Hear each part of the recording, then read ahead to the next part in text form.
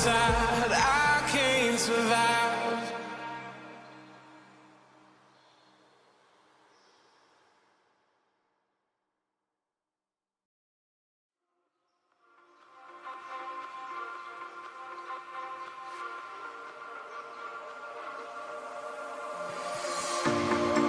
Told you to walk away.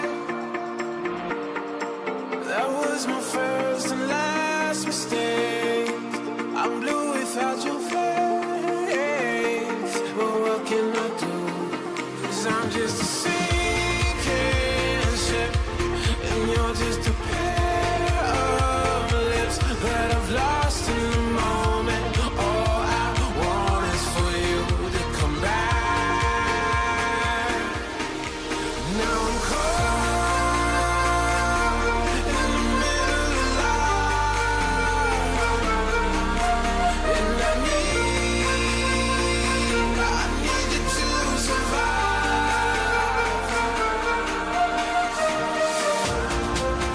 Whoa, I need you to survive. 'Cause without you by my side, I can't survive.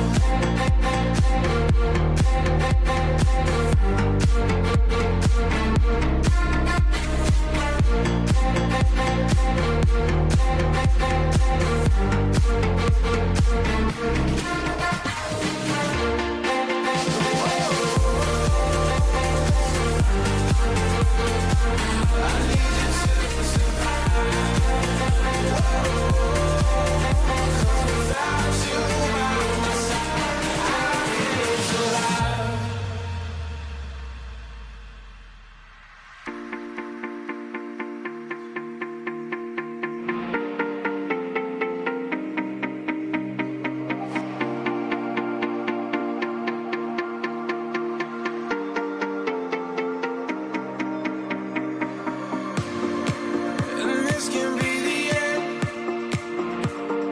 I won't just settle for being your friend. Our broken bond is not too late to mend. But what can I do?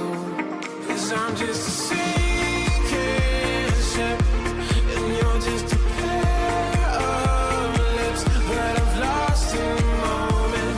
All I want is for you to come back. Now I'm caught in the middle of life, and I need you to survive. She said, boy, I want you to walk right, so I can give you one more chance. You're only living in your damn head.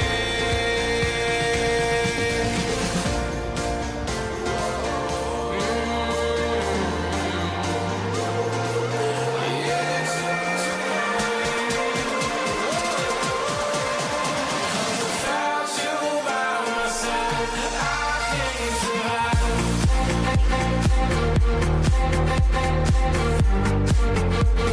Hosted Reality Podcast. This is all a test run, so we're trying to see Yeah. how cameras work and everything. His voice is good. If anything's on lag out, trying to get ready for the 26th before we drop the full episode. Yeah, I'm going live with Hev, so y'all feel free to shoot her an ad like Twitch and everything else. Super awesome lady.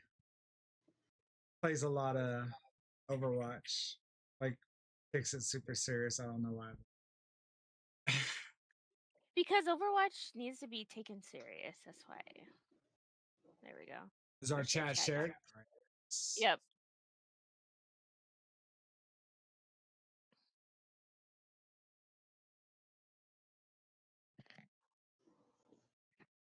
All right, let's When's check the last audio. time you see me on DVD? Let me Must be turn for you her. guys down on Discord. So Oh yeah, yeah. So method on this side, you'll see my picture next to the people who are from my chat, and then your picture is going to be next to the people from your chat. That's how you can tell the difference. It's been a minute since you've been on DBD. You've been running fast. Oh, he plays hella DBD too. But There's nothing wrong with Faz and DVD. Like, it's a good All right, combo. I got it. I got it. You got it? I got it verified. I Alright. figured out which account it was and logged into that. Enabled it to show account creation. You don't want to know what account this is. Okay. It wasn't the one I thought it was. Shay Thrilla says test. Okay, so let me go Okay, back. voice to text is still on. Can you guys say something? I'm gonna test the audio. Test, Some test, test, test, test, test, testing. test, test, test, test. Method touches my booty. Oh my goodness. What's Okay, on? now let me test the other one. Let's see if we can bring Shay up. You're on another account, so shoot, Okay, have a so- follow. In Havana's stream, I hear Havana, and Method stream, I hear Method. you go. Nice. I can see you both in both. Nice. Oh, you're hot. There we go. There you go. Let's see. Let's make. Oh, All right, Shay, you want to make sure your mic is muted in Twitch. yeah. You'll see the mic icon where it says turn on or turn Yeah. off. Make sure it is. Looks like it's off. So yeah, guys, this is the crew right here. We're gonna be doing the Ghosted Reality podcast every Wednesday night starting August 26th. We're gonna be covering all kinds of stuff. Shay's gonna be talking about haunted relics, and me and Hev are gonna go on different Oh, stories. you touch my tra-la-la. Oh, yeah. My ding-ding. Adalia says he Method. It's gonna be amazing. It's gonna be All the spooky- amazing. Yes. So, Thalia, we're doing a test run for our podcast that we're kicking off on August 26th. A little spooky cast called Ghost of Reality. So, Hev is going to have a story to cover. I'm going to have a story to cover. Shay's going to be talking about haunted relics. And then we want the crowd to interact, talk about their own experiences, whether they think the story's BS or real. Athalia Hold says on. ooh love ill definitely be there. Oh, yeah. Can you hear it now, Ice? Well, I said tonight we're just doing a test run just to make Let me sure test. everything runs Yeah. smooth. All of us are sharing the Hold on. stream. Here, So. mute you guys on Discord. Okay. Hev is a really cool girl, dude. I met her playing TOS, and then we end up getting real tight. She ended up being like a really, really, really good friend. So, and we're into the same shit. So why not do a Yeah. show with her? Method's all right, guys. It's all right. Shoot him a foul. No, he's amazing. What? What? That's what? What? But Shay's that person you want to follow. Just- yes, follow Shay. So, but on top of that, like it was funny because when we all met up in San Diego, we went to like Old Town, the haunted area. As soon as me and Hev got into a graveyard, we're like, let's find a gen. Yeah. We're looking for it. And It's so, good you for I you, know. Jen. By the time we got to the graveyard, all I thought about was, I gotta poop. When she said that, I started spamming the fart emojis. 42 roses. Damn, girl. So you're going to be blowing ass for a minute. I mean, that kind of Mexican food that we ate before we went to the graveyard. Thank you. That was super sweet. I appreciate it. the TTs and the kitties. I like that. Yeah. She gets titties. I get fart emojis. Reroll. It's how you start your streams, you know? Hold on. Hey, Draco. Draco in here. Athalia Nice. says always gotta show love through my farts haha. Remember, Thalia, you gotta do the wet farts. Oh my god. It's going good. We're just testing stuff out. I think it's kind of a wet fart. The launch, seeing how everything goes. Audio. Catching the vibe. Yes. I want to make sure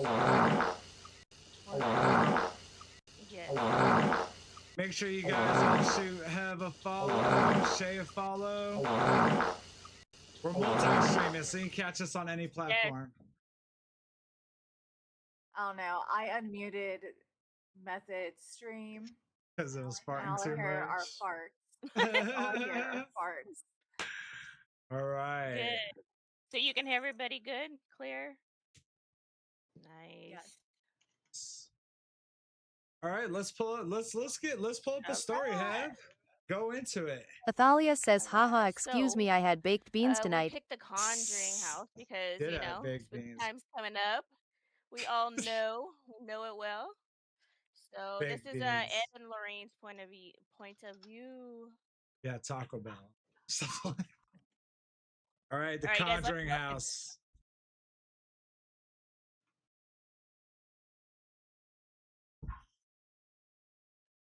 Pull it up. Let's see if this goes. Oh, you touch my Alex, tra-la-la. what's up, man? My ding-ding-dong. What is up, Alex? We're doing a test run of our spooky podcast. We're gonna kick off. Oh, you touch my tra-la-la. Well, I would love to My visit you one day. ding-ding-dong. Sure. This is a test run for Ghost of Reality, which we're kicking off August 26th. And we're trying to make sure everything runs good on the stream. Make sure, and there's no technical difficulties. You live close to it and you haven't been there yet? Ev's all gonna pull up the YouPorn page. Like, whoa. I know. Hold on. My bad. What kind of ghost you looking at? Ghost you looking at? Like that Franco. scary movie. Take it easy, Draco. Have a good time, Bye, bro. Draco. Remember, it's Sunday.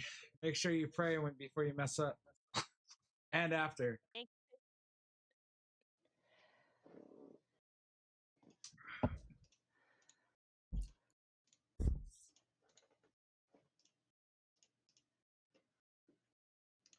Have, is it pulling up? Because Yeah, I don't see it. You I don't see it. for yours? I don't see it on mine. Do you have to accept it or something? Nah, I don't see it at all. Okay, hold on. No Because screen you need audio. to Okay. contact the owners and have their permission. Hold on.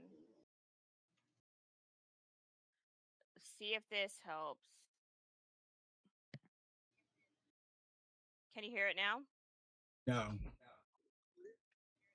And this is why we're doing a test stream. This is why. And you gotta sign a waiver that the owner. Right. So.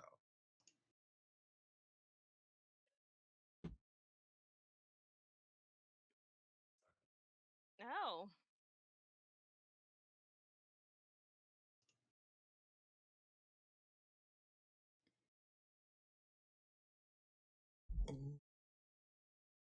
Let's see.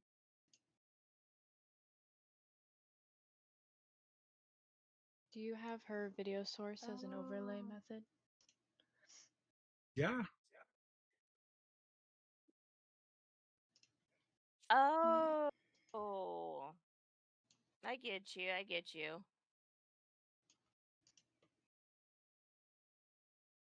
All right, Tater, are you able to hear the audio or no? Hold on. No, still no. Can you hear it now? Oh, yes, it's there. Yep. Okay. Okay, so I need to figure out how to get your screen onto this. Because if Shay is seeing it, I'm not seeing it. Why am I not seeing It it? should it should have shared to all of us. So end the screen share, then try to reshare it. Okay.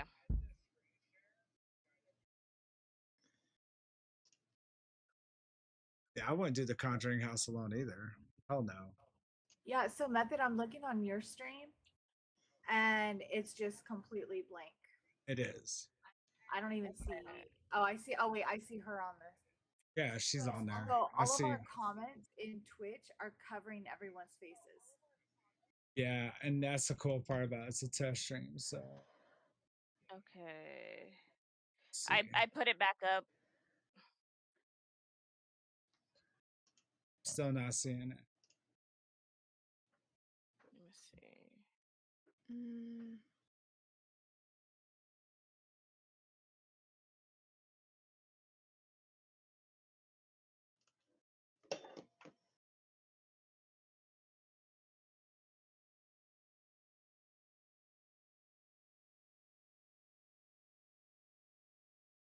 Yeah, you just see your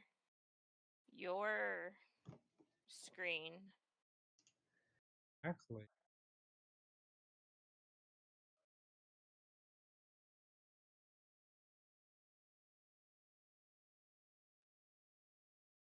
share chat.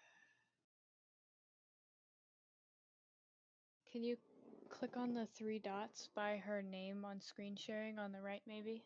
Not sure. That's copy guest slot, remove from favorites, move slot. If it'll let you. Then it's like report.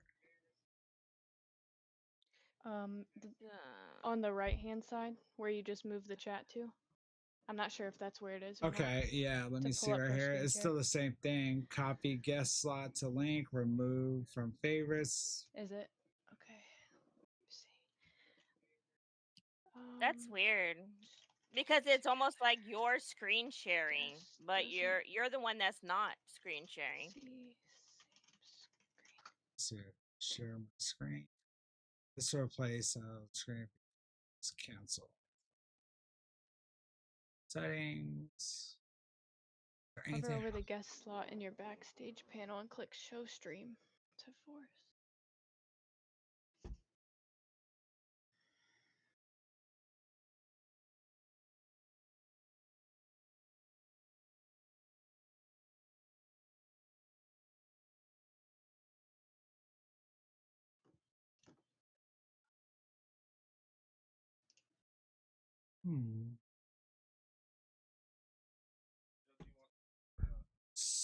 Dude.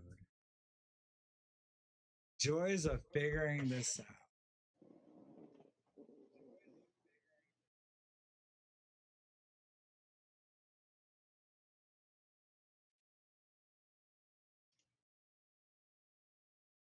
I blame Shay. This was all working before she joined. How is this my fault?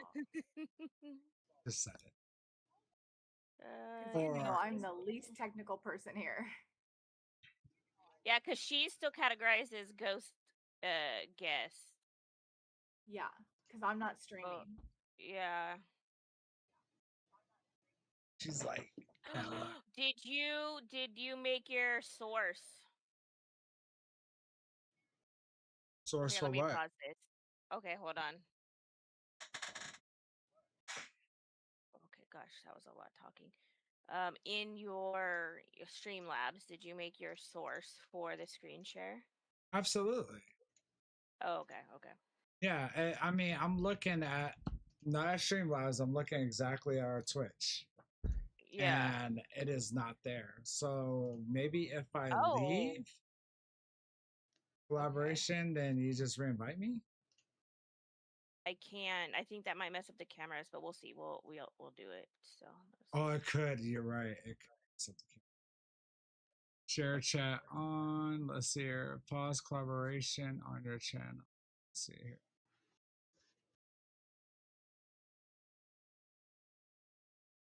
Some Thank you.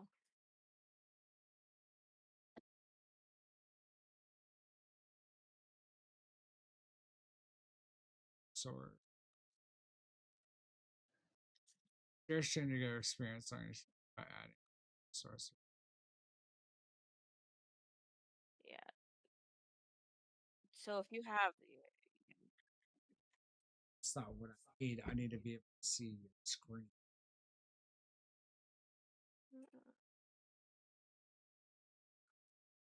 So did you see it when we test Oh, ran it? Like, oh video? yeah, when we test ran it, yeah, absolutely. Okay, Absolutely. that's good.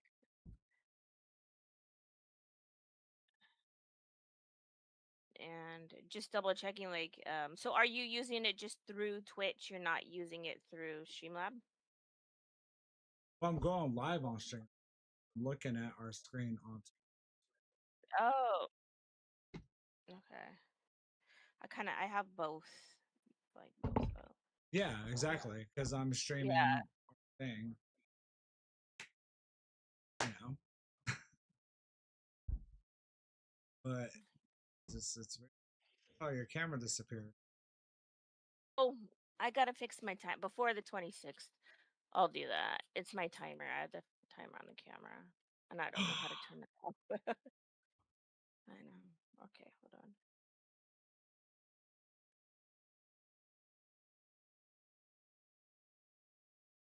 Uh,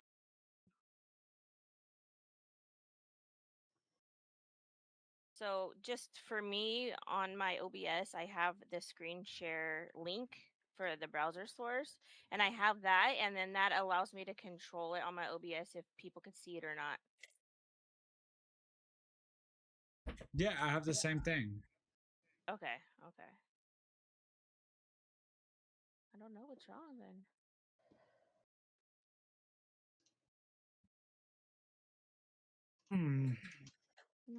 Let me put this back on now. So Let me see here. I'm gonna leave collaboration, and then let's see okay, if you send me another invite. See if that works. okay.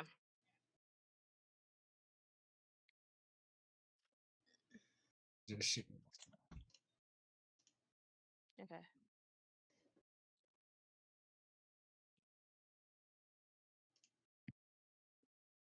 It's a cutie. And this is why we got test runs, guys. Yes. I just invited you. Okay.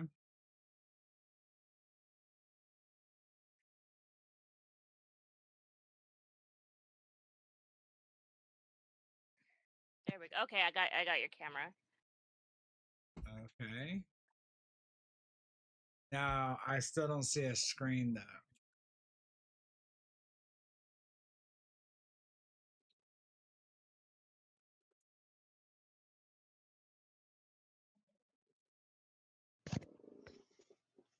Mm,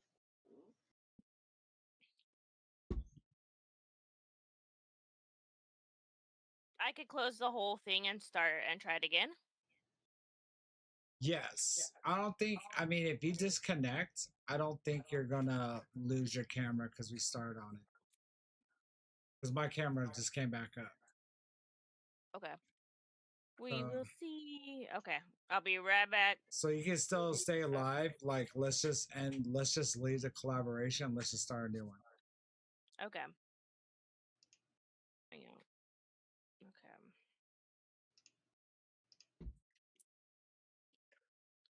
All right. Lean collaboration. There we go. Okay.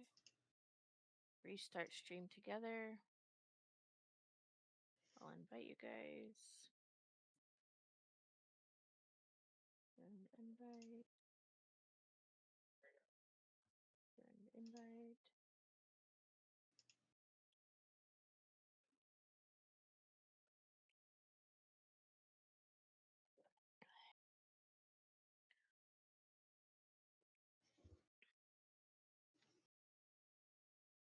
Okay. Oh, there we are. Yay. All right. If you're doing a screen share, I still don't see it. No, I'm not doing it yet. I'll wait for Shay to get in here. I should be in now. Yeah, I see you. All right, I have it up. Get off my chicken nuggies.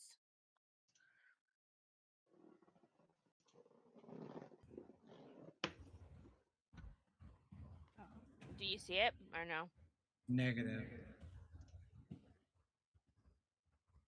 I don't know why it's not sharing with you. Does he have the link to your video? Will have to be added as a browser. So it's locked into the same screen. Yeah, he said he has a browser source. Yeah, add the browser source. Yeah.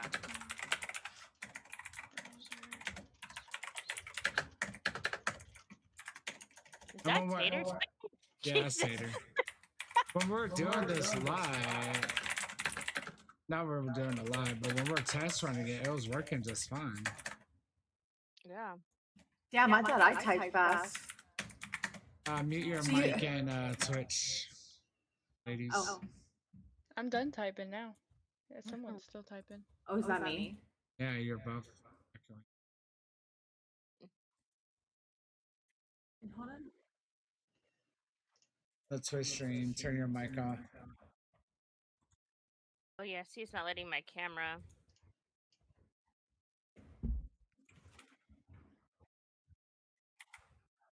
Now it's not letting your camera. Yeah, cause maybe because I'm hosting it, I'm gonna need it. The collab started before I get OBS up. Did you shut down OBS also? No. Did you shut when you left the collaboration? Did you shut down Twitch total? No. Huh. Yeah, I kept my camera up. I can see it in Twitch, but I can't see it in stream. Yeah. All right, you know what? Here, let me just try it. Let me see if I can host it. Okay. Okay. Sleep collaboration. Where do I go to do this? I go streaming, stream together, then together.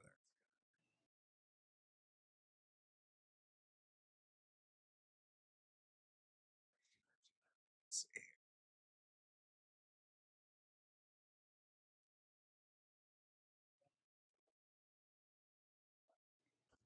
What was your browser source in front of your other screen? I don't know what it's called. Because we can see you like what everything that you're doing on your computer, like we can see you do. Exactly. So is your browser source for the sharing above that to where that's in Yeah, front where of it's it? right here. Copy browser source.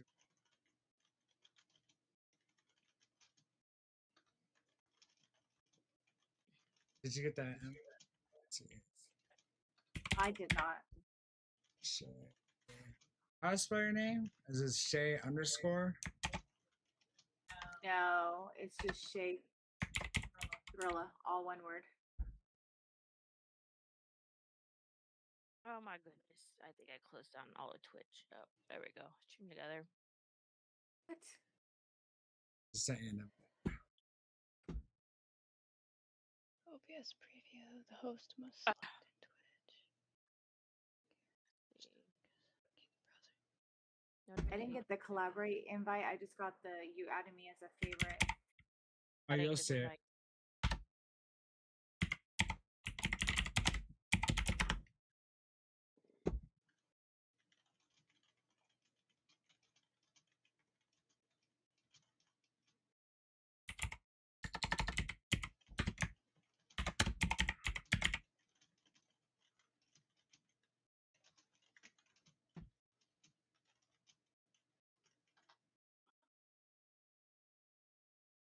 You either spend hours modeling them in Blender. I generated them using Trippo. You can generate a 3D This here. Let me see here. So it's saying that the video is not going to transmit to the guest because the Stream Together tool doesn't transmit your desktop since you're using OBS and he's using Streamlabs, unless you use a virtual camera on OBS. Well, that's not did it true work? because We did it before. yeah. When it was just him and I.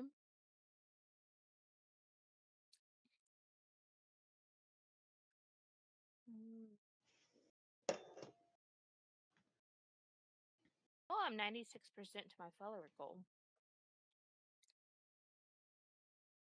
I sent you guys another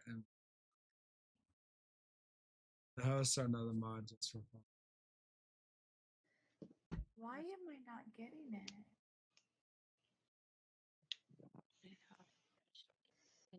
Stop doing that. Stop doing that. Mm. Yeah, I'm not getting a notification. Yeah, me neither. Hmm.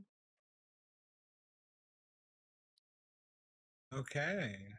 Once again, this is why we have test runs.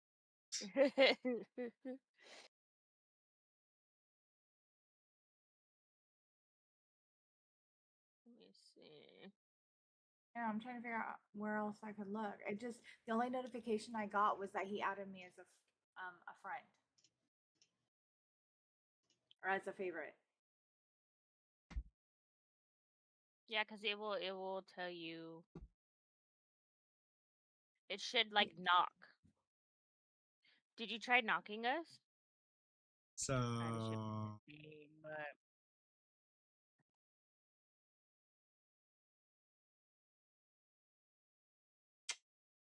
But I guess. See right here. Sending. You knock when you want to join. oh yeah. True. I can hear. I'll try knocking to you.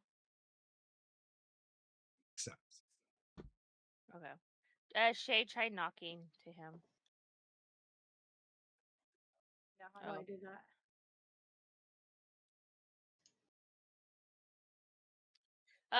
In your dashboard, it'll like off to the side. It'll say like your favorites. Oh, hold on. And it'll say knock to join.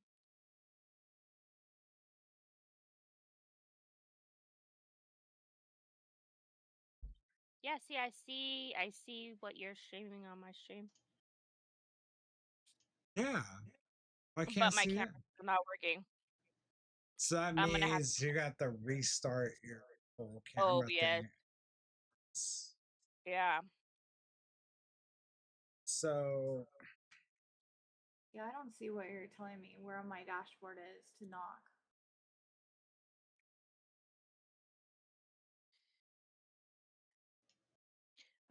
Are you okay? Go into Stream Manager. It'll say Creator Dashboard and then Stream Manager, and then off to the right side will say Favorites or Suggested Collabs, and there's a little knock button next to it.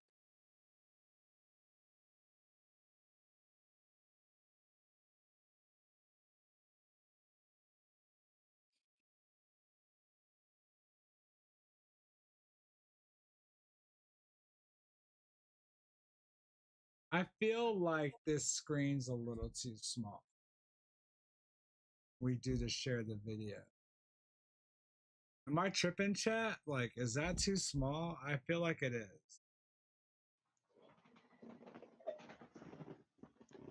See, I like again I on wonder. on your end, like that. It's weird because you're showing your entire computer screen versus just the video that is to be shared. Because that video should be big. Yeah. So look here, I go Look. copy URL. Look, let me do this again. Let's see here. Source. Okay. So I'll show you on my Twitch end what mine looks like. That's just my Twitch and my OBS is similar, but So if I go see me do this live.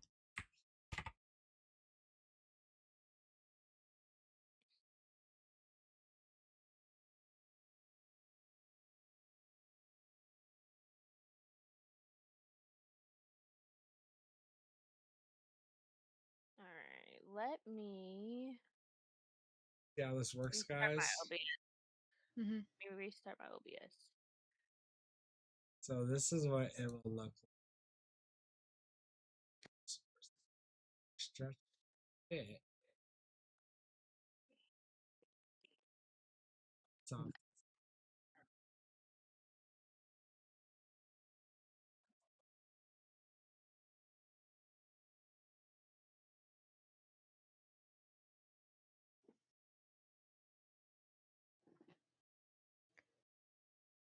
That's weird. How you have it? That's the browser source, right?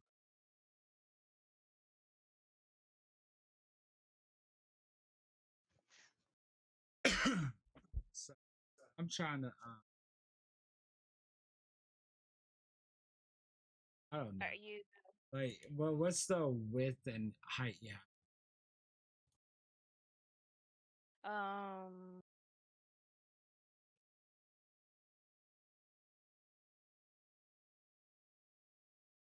For Twitch, it's just automatically in there. Like I didn't. But what's the But numbers you on can it? like Go to settings. it is. Hold on, properties. 800, 600. Yeah, same here. 800, 600.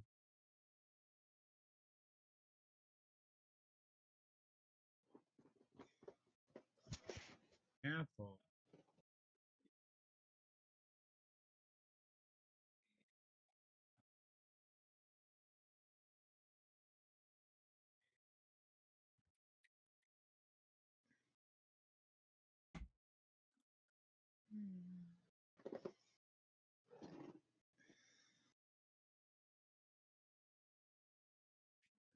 Does that Is there a look way for you normal? to overlay cameras over top of the video? Not that we found yet. Okay. I mean, we Like can on we can Havana's, always her change it like camera is this. overlaid. Uh,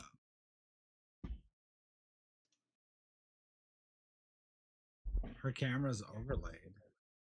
Like when she was streaming, the video of the video you're trying to play was on the whole screen, and then her two cameras were over top of it in the corner.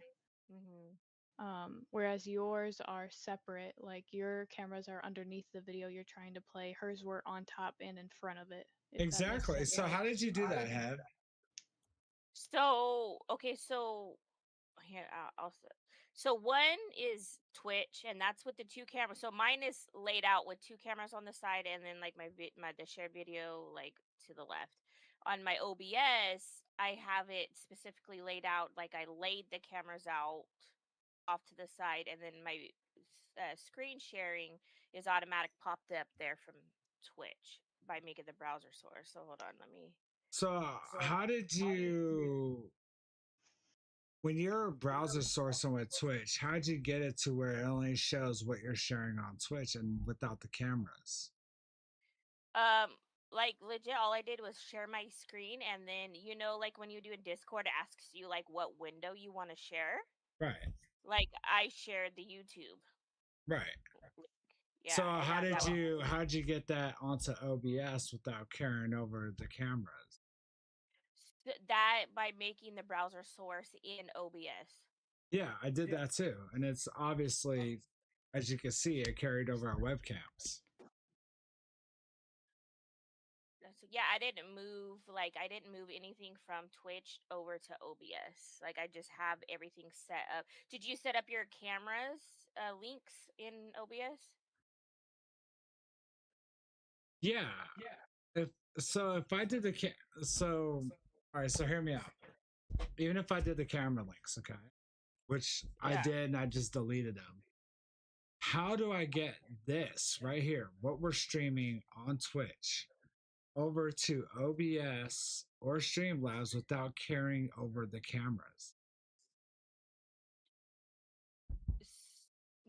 So I'm starting from the beginning just so I can explain it right. Okay, so after I put my camera links in from Twitch, right? I Mhm. used that from Twitch into OBS. I made those camera links, and then I was able to adjust where I want those at on my Mhm. OBS. Right. And then the screen share, I made the link, the browser source link over there. I set it up to the size I wanted it, and then when I go to Twitch and I hit the button share screen, everything pops up normal for me. So with the links, everything has popped up normal. The only thing that I do different is the camera that I use to do my regular streams. I just turn that camera off so I don't have double camera. Right. And I just use the links that Twitch gave you. So yeah, you use so you use the links that Twitch gave you to use as your camera. Yeah. So Yeah, when we're streaming this program up. So Yeah. how did I still don't get it? How did you get when you do the copy browser? Like for example, here, let me just show you. Yeah. Let's list. So if you're looking at my stream, so when I do this right here, the copy browser link, copy browser source URL.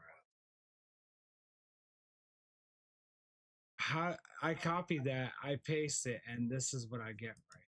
I get this with our cameras on. Basically, I'm saying is how did you do that without the cameras processing up? I mean, how I explained it is how I did it. I don't know why it's different for you. Yeah. Okay. On that Yeah. last screen, can you turn off the cameras and copy it? Paste it and then turn the cameras back on so it only copies the video instead of copying the video with the camera on that white screen that you were on.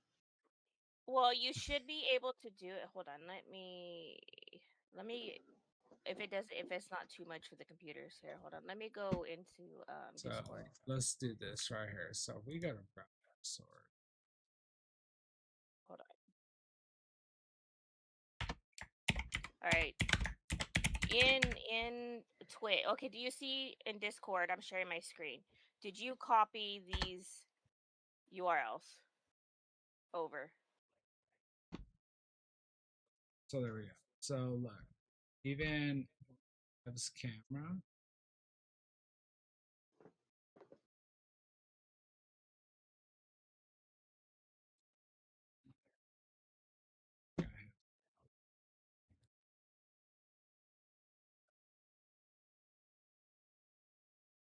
Doesn't eliminate the fucking From source. Yeah. So you're Doesn't, messing around. Is that in Twitch or is that in your OBS? that's an OBS. Like I have your link set up. I can have mine set up. Okay, okay. Nate, it's being dragged. So it doesn't eliminate what your background is. Exactly. Where you see our Okay. other webcams and that, it doesn't eliminate. Bro, so what source is that in your background? Because this is OBS. We're looking at OBS, correct? Like, what Yeah. source is that? That is the Twitch source. That's the where you know when you're, for example, once again, we take this off and bring this up. So when I copy this right here on top, copy browser source URL.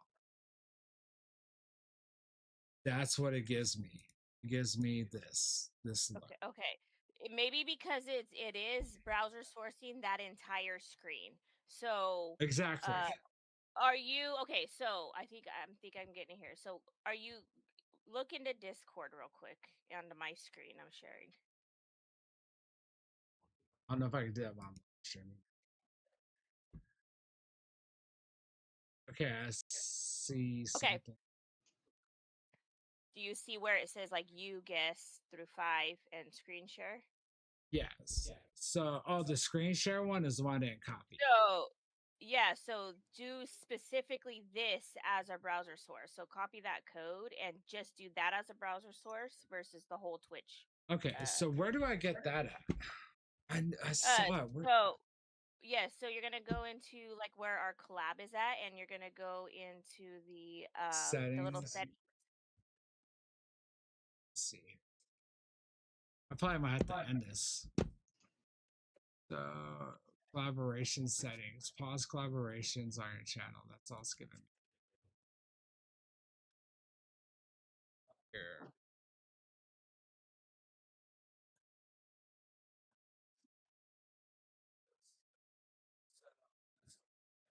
Saying, I guess, you know, settings. That's it. So you don't see the like where it says share screen, turn off camera, turn off mute. Next to your hang up button should be the settings. Let's see here. Got Down it. at the bottom. Share screen, copy. All right, so let's do this. All right, let me So yeah, you close copy that. this. Let me bring this up. So just replace that original one with that new one.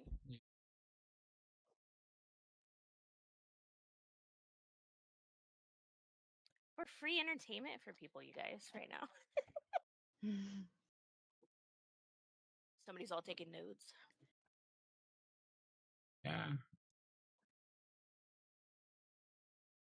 There you go.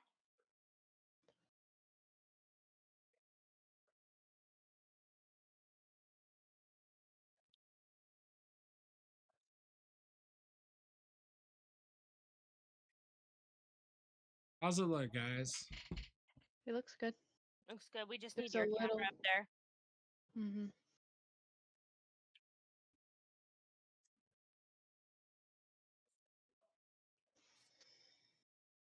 Oh, let me stop sharing in Discord.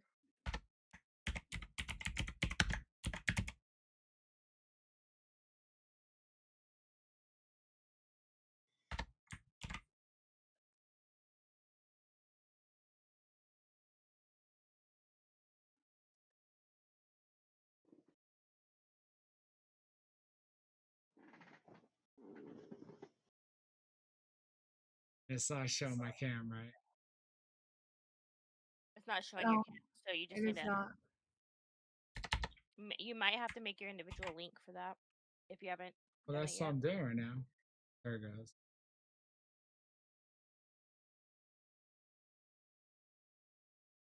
There you go.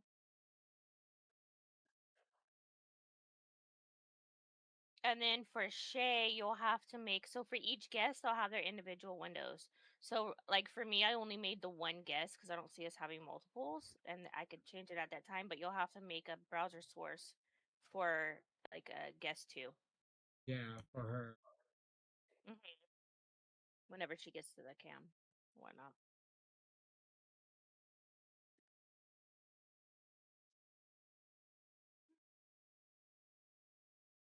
This is yeah.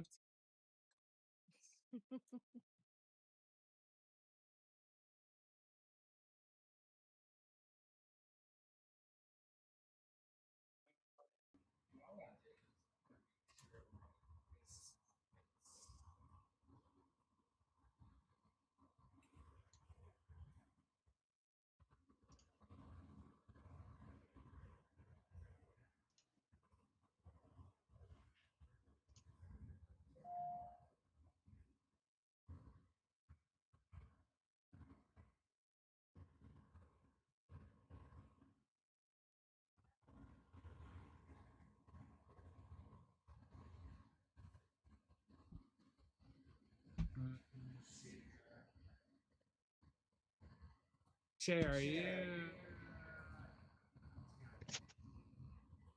Mute your mic and Twitch, dude. It's muted.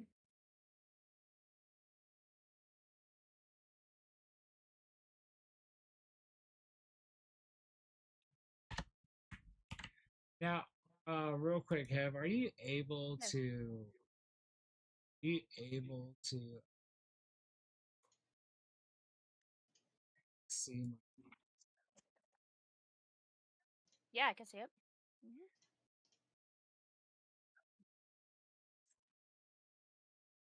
It might be because you didn't have that specific URL in it.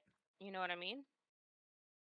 Like, so, if you want, we can in collab, and I can try doing it after you're fixed up or whatnot.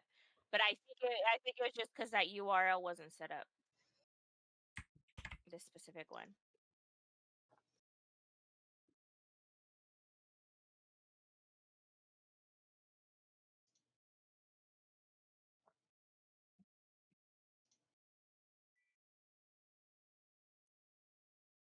Hi, Bakaku, how you doing? Long time no see.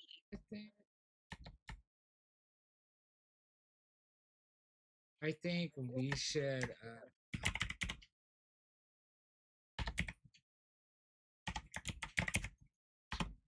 I think we should end it and let's see if you can actually get that screen thing to work. For sure. Oh, I'm sorry you're tired. We're testing out. We're going to be doing a ghosted reality podcast on the 26th. So we're just chatting, vibing, figuring it all out.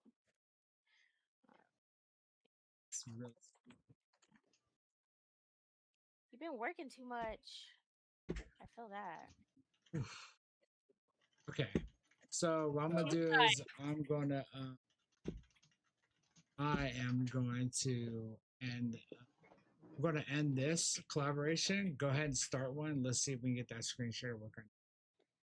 For sure. Yeah.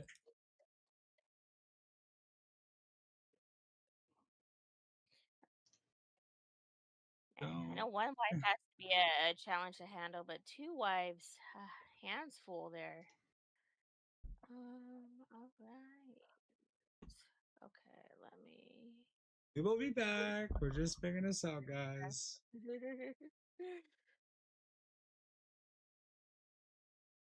Okay. Oop. Let me set up. Confirm. Oh. All right. Let me get this real quick. Well, I hope you get some rest. Yes. Okay. Yes. All right. Let me invite you. Invite. And then invite.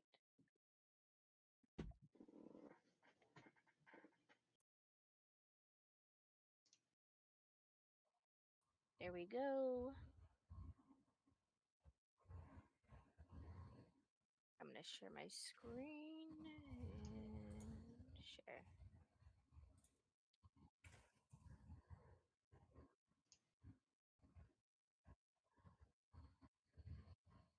Nice. It works. Yes, there it is. Heck yeah. There we go. Yes, the URL. Ah, yay, we got it. We figured it But out. the URL, regardless, it didn't show up in Twitch though. That is weird. That is weird. That But was maybe the because thing. I was maybe because I was Mute your mic, babe. sharing it. What's another to do? Just getting you back for getting on me. I have that. Uh-huh. Oh, you want to get Sundays off and you got to drive to. How far is your home from Detroit?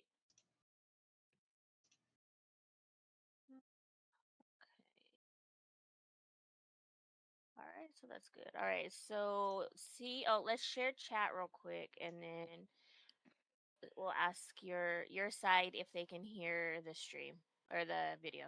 I seemed to fix on shadows that would shift and breathe with some sort of malevolent intent. As these Yeah, shadows full moved screen throughout that. the house, Simon would begin to bark and chase after them. It almost seemed like these shadows, Yeah. which weren't being caused by any of the family members, were alive.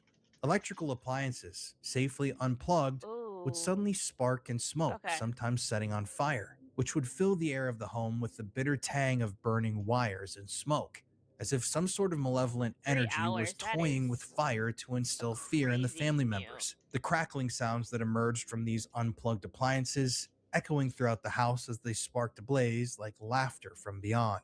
And then there was Dawn Smurl, who was only 9 years old at the time, who began to tell her family that she would experience inexplicable cold spots Awesome. throughout the home, where her breath Baka would Goom suddenly message form here misty is an clouds, amazing even streamer on warm too. summer You days, got that to would follow suddenly go him. We're away gonna in be the doing blink that of an eye. podcast together. These cold spots would appear all throughout the house and seem to be some sort of chilling harbinger of the supernatural siege to come. However, at first, as with every story of a haunting, the Smurls, clinging to logic, dismissed all of these peculiarities and occurrences as being caused by their aging house. Our They wrote podcast these is gonna things be off, about they all clung things to their Catholic spooky faith, and creepy. and they stated, "This is nothing more than the house settling. The cold spots must have been some sort of a draft." And yet, underneath the surface of the Smurl family home, an evil began to awaken. An evil that I was need to fix my possibly camera rooted to in the have more cursed of a legacy of Queen Esther's Pause this. vengeful front. slaughter, where the land itself What happened? Hold on. Which house are they talking about, right? This one. The Conjuring The, house. from the first movie? Yes. All right, you Yeah. know what? Can we restart that because the first part Yeah. I could not hear Yeah, for sure. because we were like trying to figure out the stream thing. Yes. All right.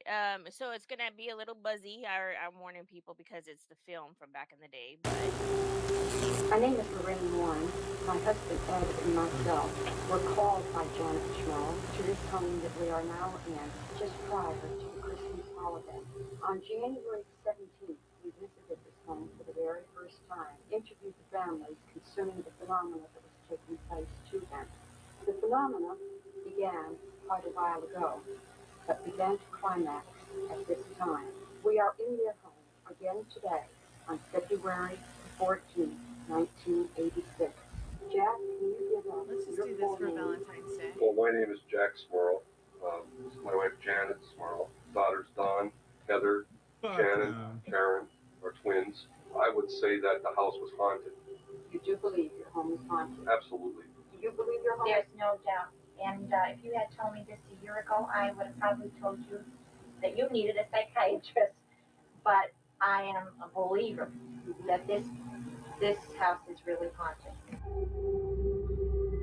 Matt In the Riff wake of Hurricane Agnes's fury in bought the Ed and 1972, Lorraine house. which I submerged think their he's putting it into Wilkes-Barre a home museum under 12 feet of for raging Annabelle. floodwaters, Jack and Janet Smurl, along with their young daughters Dawn and Heather, and Jack's parents, John and Mary, sought solace in a modest duplex at 328 330 Chase Street in West Pittston, Pennsylvania, moving in August of 1973.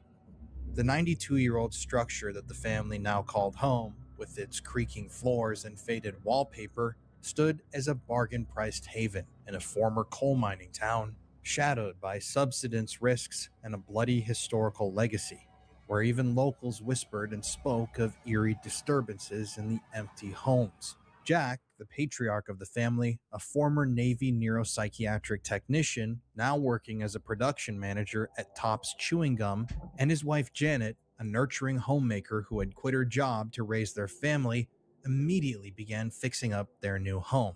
They'd been displaced by that hurricane, and this new house was a chance to have a fresh start. And so they poured all of their energy and put all their effort towards turning this abandoned, empty structure into a proper, loving home. However, the family was unaware that the home they had just moved into was close to Queen Esther's Rock, the site of a 1778 Revolutionary War massacre, where locals claimed an indigenous woman cursed the land in vengeance for her son's death. And it's believed that these renovations that were being done on the house might have awakened some dormant evil force. The duplex itself, the Smurl family home, perched near the Susquehanna River's haunted bank, seemed like a symbol of rebirth and resilience for this devout Catholic family, the Smurls, who were bound by their unshakable faith and their ties to the community. Yet, within only months of moving into the house, an insidious presence began to take hold of their very lives, transforming the once promising new home into a suffocating chamber of unrelenting dread and horror that would come to be known as the Smurl haunting, a 15-year-long odyssey of demonic torment and haunting eventually investigated by Ed and Lorraine Warren, during which the family witnessed unbelievable paranormal activity, from hearing mocking whispers to being brutally assaulted by demons, which would make headlines across the United States and the world for being one of the most thoroughly documented cases of a haunting to ever occur. As you guys have probably seen, the new and final Conjuring film was based in part on the Smurl haunting. So today we're going to dive into the true story that unfolded in the 1970s in Pennsylvania. But let's go back in time. And before we get any further into this video, please be sure to leave me a like on this video if you'd like to hear more stories from the Warrens case files, and please comment in the comment section below. What's one case from the Warrens that you'd like to see me cover in depth like this? There are so many interesting I feel like cases he's from trying to, Amityville when to he's The trying to talk Conjuring. into the So mic. please, Yeah. He's like, make sure you comment if you want me to.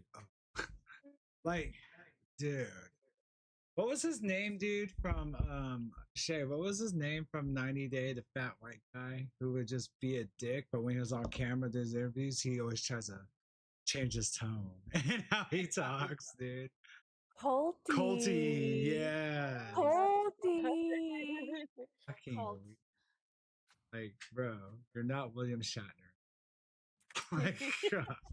His eyebrow raise when he's Yeah. talking. Oh my goodness. The house looks so different. I mean, I know it is different from the movies, but then like the whole story in the movie is the witch being hung in the backyard. I wonder if like Yeah, I want to know if that is True. Hollywoodish or is that like something that Yeah. really happened? Because their Like, house is like hella close together. So where's the pond? Where's the lake? yeah, and Let me know. it's Pennsylvania, bro. You know what I'm saying? Like, Yeah.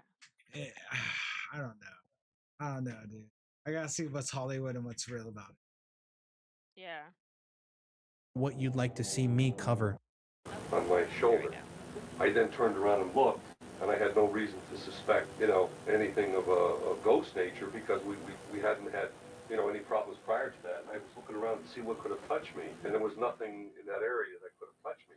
And of course, there was a sequence of events after that where one night I came home from work and I parked my car in the driveway, and because the driveway is so narrow, I park next to the house so that there's room enough to get out on the driver's side between the car and the fence, and I make sure that I park it against the house because I simply have to because I can't get out. Next morning I come out of the house and it was pouring down rain, and I was running to the car, and I went to get in the car and I couldn't get in the car because the car was against the fence.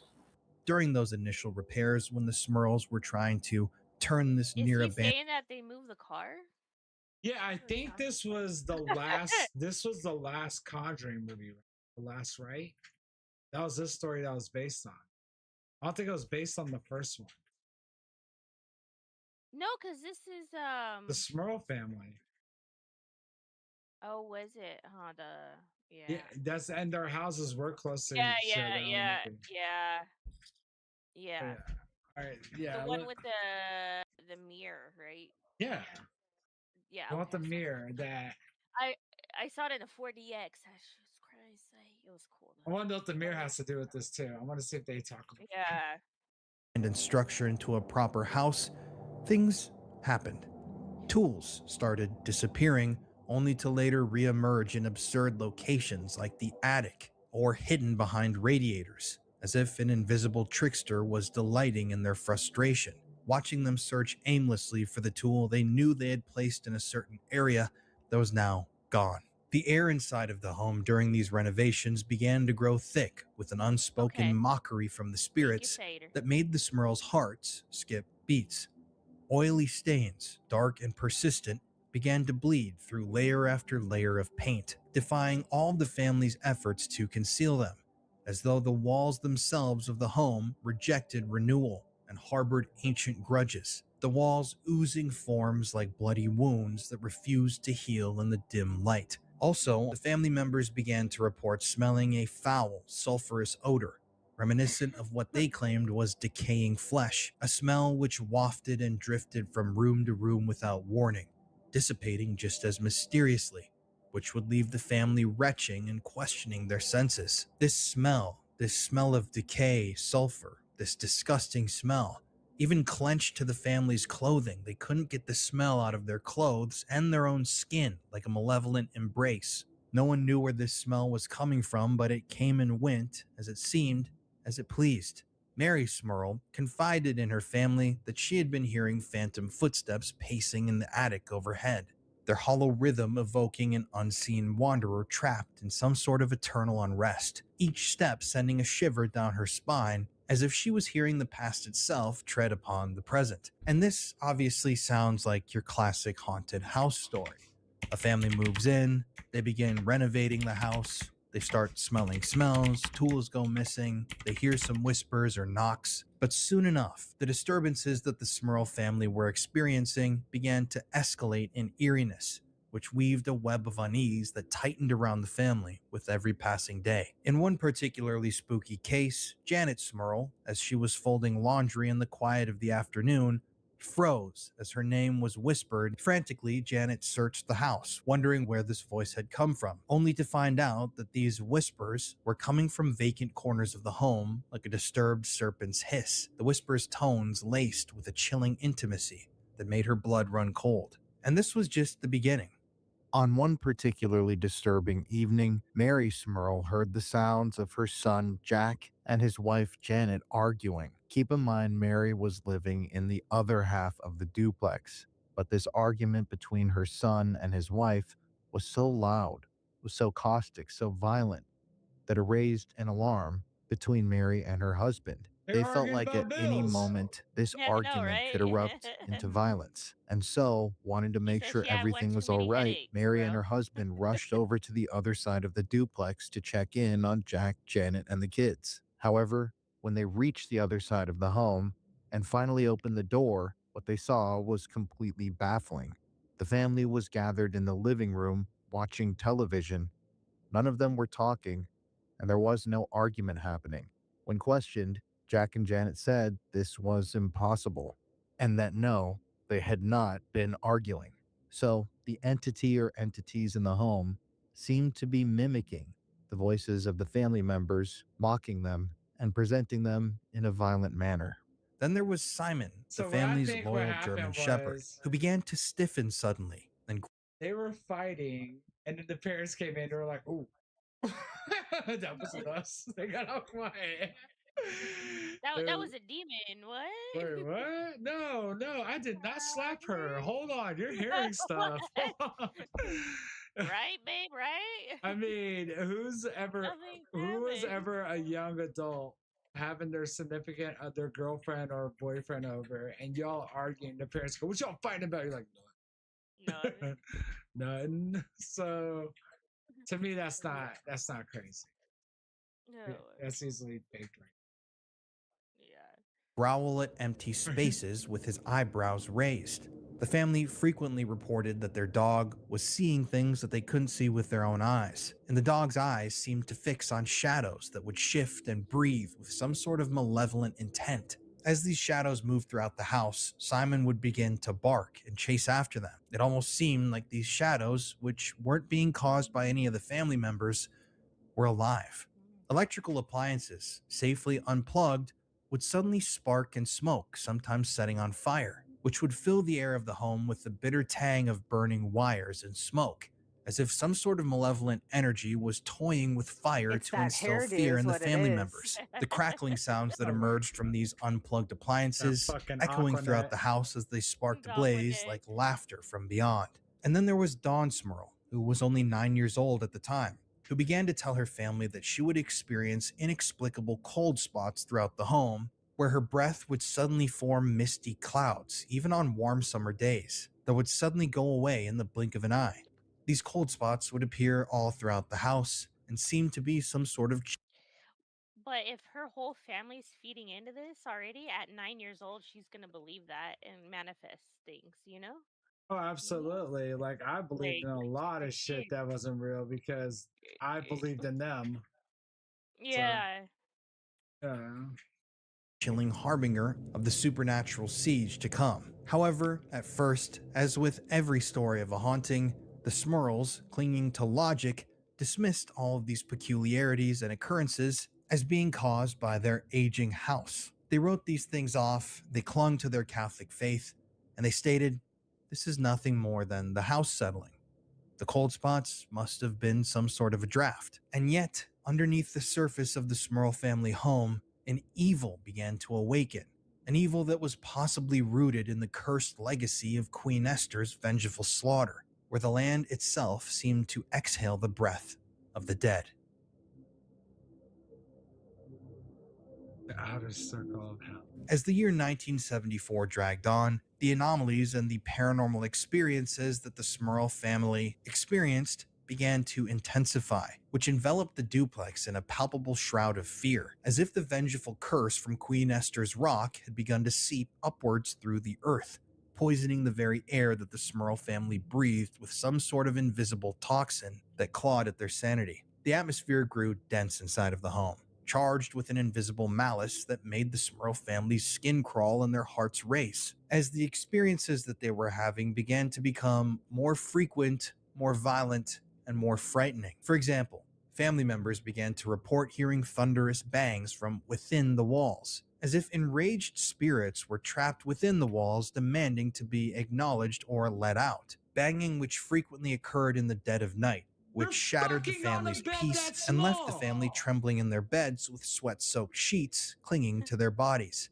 At the same time that the Smurl family began to report experiencing more disturbing, more violent behavior throughout the home, Simon, the family's dog, his behavior turned increasingly frantic as he began to frequently growl angrily at the doorways where no one was standing. His ears would suddenly twitch upward and his spine would harden as if he were hearing inaudible murmurs, conversations, or screams. And the family even stated that it seemed like Simon, their dog, wanted to protect them against something that they couldn't see. That has happened twice to me and once to Dawn, where the dog was either we knew the dog was outside, we had let him out, Teeny, or what's I always going let on? him out if I'm going somewhere and I'm not going to be home. I came home, he was in. Or I know he's in, and the next thing I know, he's out. We're doing That a is very test run of our upsetting. Ghost of Of Reality course, the door- podcast. So. The two doors in the back are shut, so something opened the door and let him out. Now, there has been many strange experiences with the dog.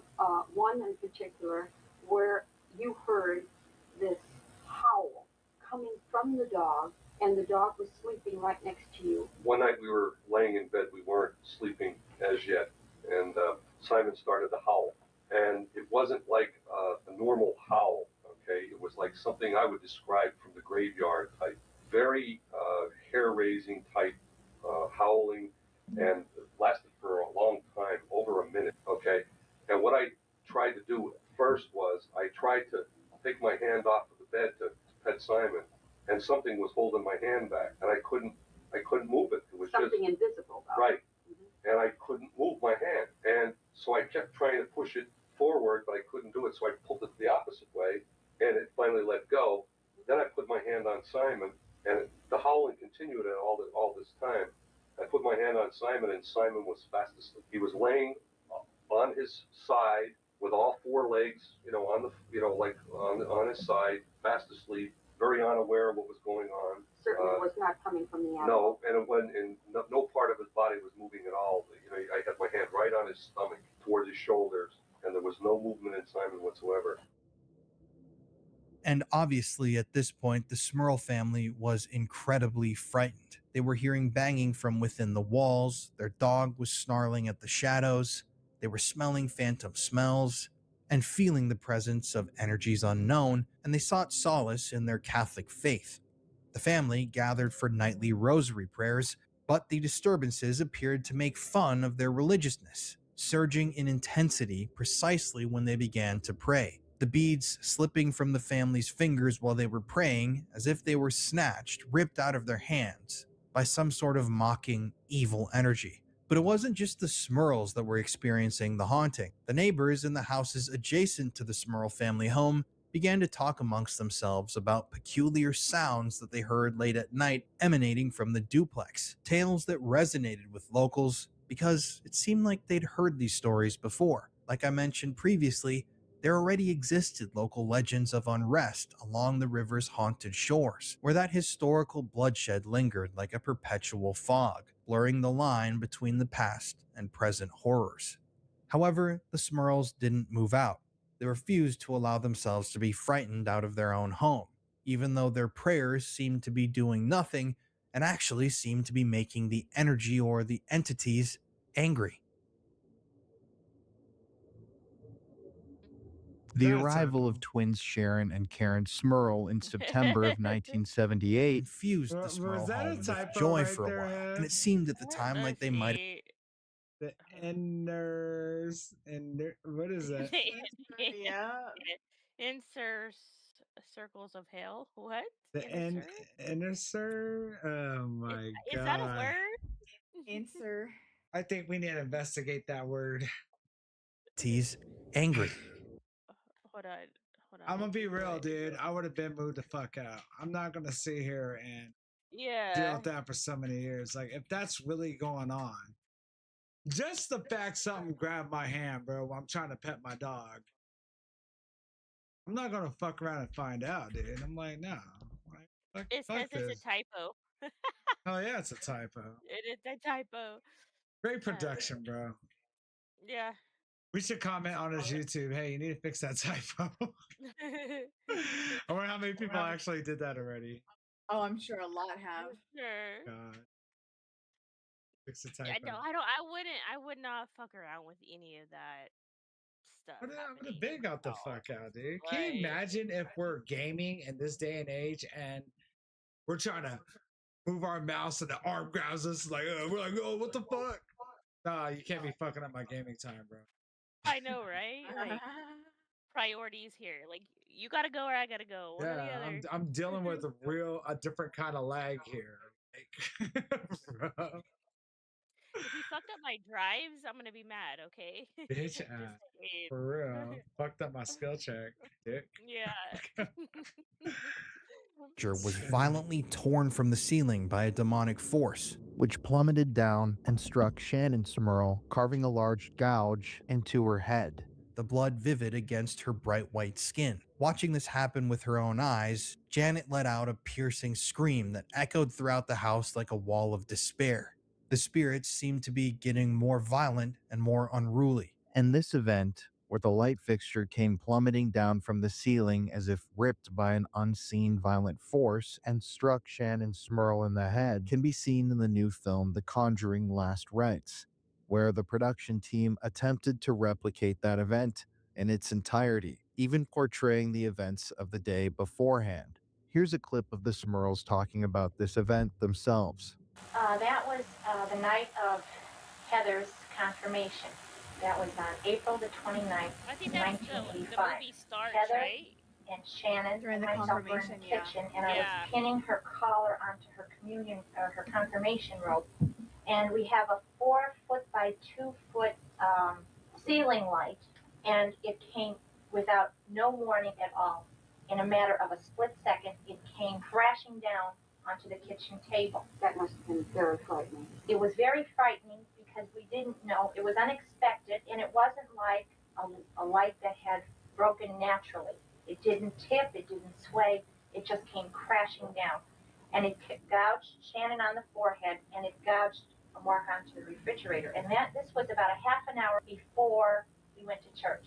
And when my father-in-law came over and looked at it, because he's very, very handy with these kind of things, he looked at it, he said, there is no way that this thing could have happened. One side would have broken, something would have given first, but this was nothing. In a matter of a split second, it crashed onto the table with no warning at all.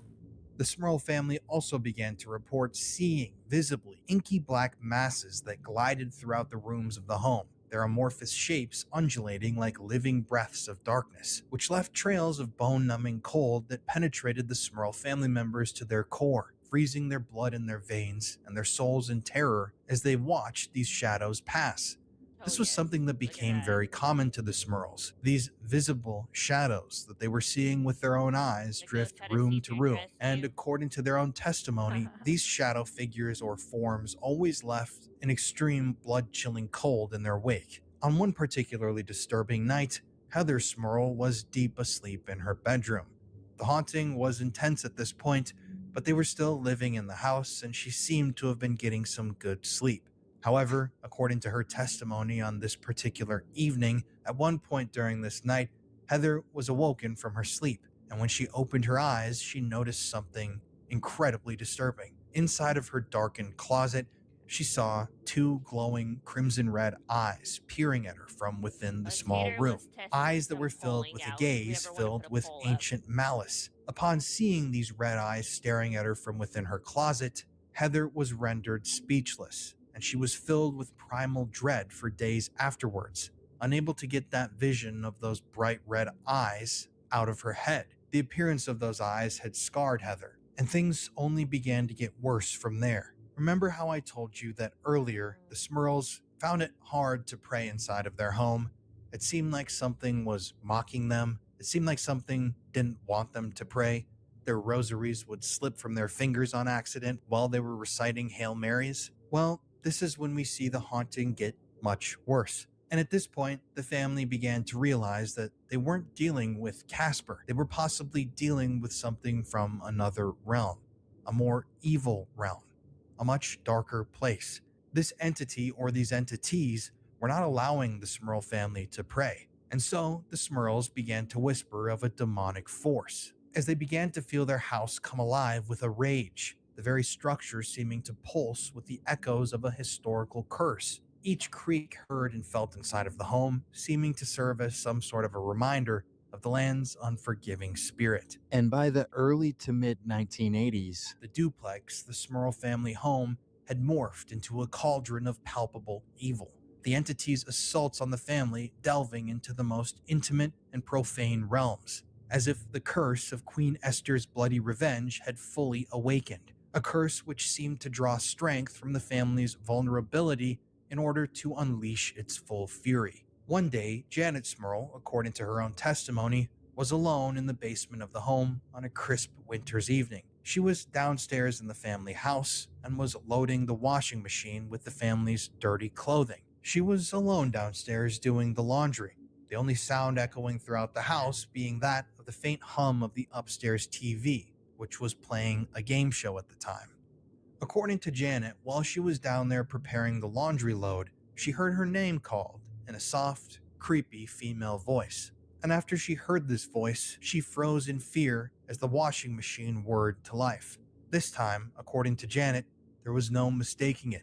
The voice repeated Janet from right behind her, almost directly into her ear, a whisper that was laced with teasing mockery and a faint giggle that turned Janet's blood to ice, which compelled her to rigidly back up towards the stairs in absolute terror. However, this time she wasn't going to back down. Gathering up her courage, Janet shouted out, "What do you want?" only to be met with silence, which was broken by the machine's hum and the sounds of the game show on the television upstairs.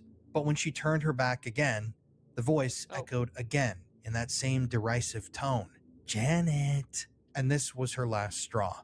Janet dropped the items that she held in her hands and ran up the stairs, slamming the door, her heart pounding like a drum of doom. Something knew her name and something was calling out to her. But what exactly that was or what it wanted wasn't clear. I was down in the basement doing clothes. I had my washer and dryer down there. Bro. And I had turned away from the washer. You're not catching I was me doing just getting laundry ready by to come myself upstairs in the to fucking kitchen, basement and of a haunted I heard house, this bro. female voice, and Nah, she said, motherfucker, "Janet, you better come Janet," with me. very Hell no. clear. And I You thought it was my don't, okay, you don't think that, like, because so what if you had to live there, right? Like, you had to because you can't afford it. A lot of times it's what we hear in scary movies, right? They're like, I can't afford to leave. I put all my money into this. Like, do you get to a point where you just kind of get numb to it and just like, fuck it, I got things to do. You know No. what I mean? No, dude. Like, all right, so look. First of all, live in this situation. I get what you're saying, but in this particular situation, they're sharing a duplex with their parents. Yeah. All right, you're telling me the dude who works for Tops Bubblegum and whatever the fuck she does, over those years, you couldn't save up to get in a fucking apartment in Pennsylvania, bro, that isn't haunted In the 70s. in the 70s. You don't let your little daughter put up with seeing red eyes in a fucking closet. And then on top of that, this is why I find it so unbelievable. Like, common sense goes out the window. You're being haunted for over years. So you want to go in the basement by your fucking self to go do laundry? We're talking about things that are stopping you from praying. Yeah. And you want to go by yourself? Like, laundry day? Nah, motherfucker, I'm going to laundromat. Like, nah. Fuck no, dude. I'm not going by myself. Hell no, dude. That's fucking wild. Yeah. I think a lot of it was publicity. I mean, even back in the 70s. I mean, hell, they got Ed and Lorraine there, you know? Oh yeah, but you gotta check the time frame on this. This was during, wasn't this during when Amityville Horror hit? Oh, was it? I I would think have to look so. at the time We frame. gotta look at it because the Amityville Horror was setting Okay. off a lot of stuff. Ed Lorraine were like kind of like publicized as demonologists. Yeah. They're on talk shows. We're talking about like school Donahue shit. This right here, like, oh, the house is falling apart. But yeah, that lamp couldn't have possibly fell down on its own, but the house is falling apart. You're telling me, like, oh yeah, my old ass dad who said it was impossible. Well, you didn't have a professional look at it. You're hearing Yeah. stuff like there's arguing. The only thing that makes me a believer so far is the whole dog noticing things, because I totally believe it. Yeah, absolutely. My personal Well, opinion. I know one thing's for sure. Franco isn't freaked out about it. No, he's chilling. He's just chilling, living his best life right now. Poor kitty got put in a costume.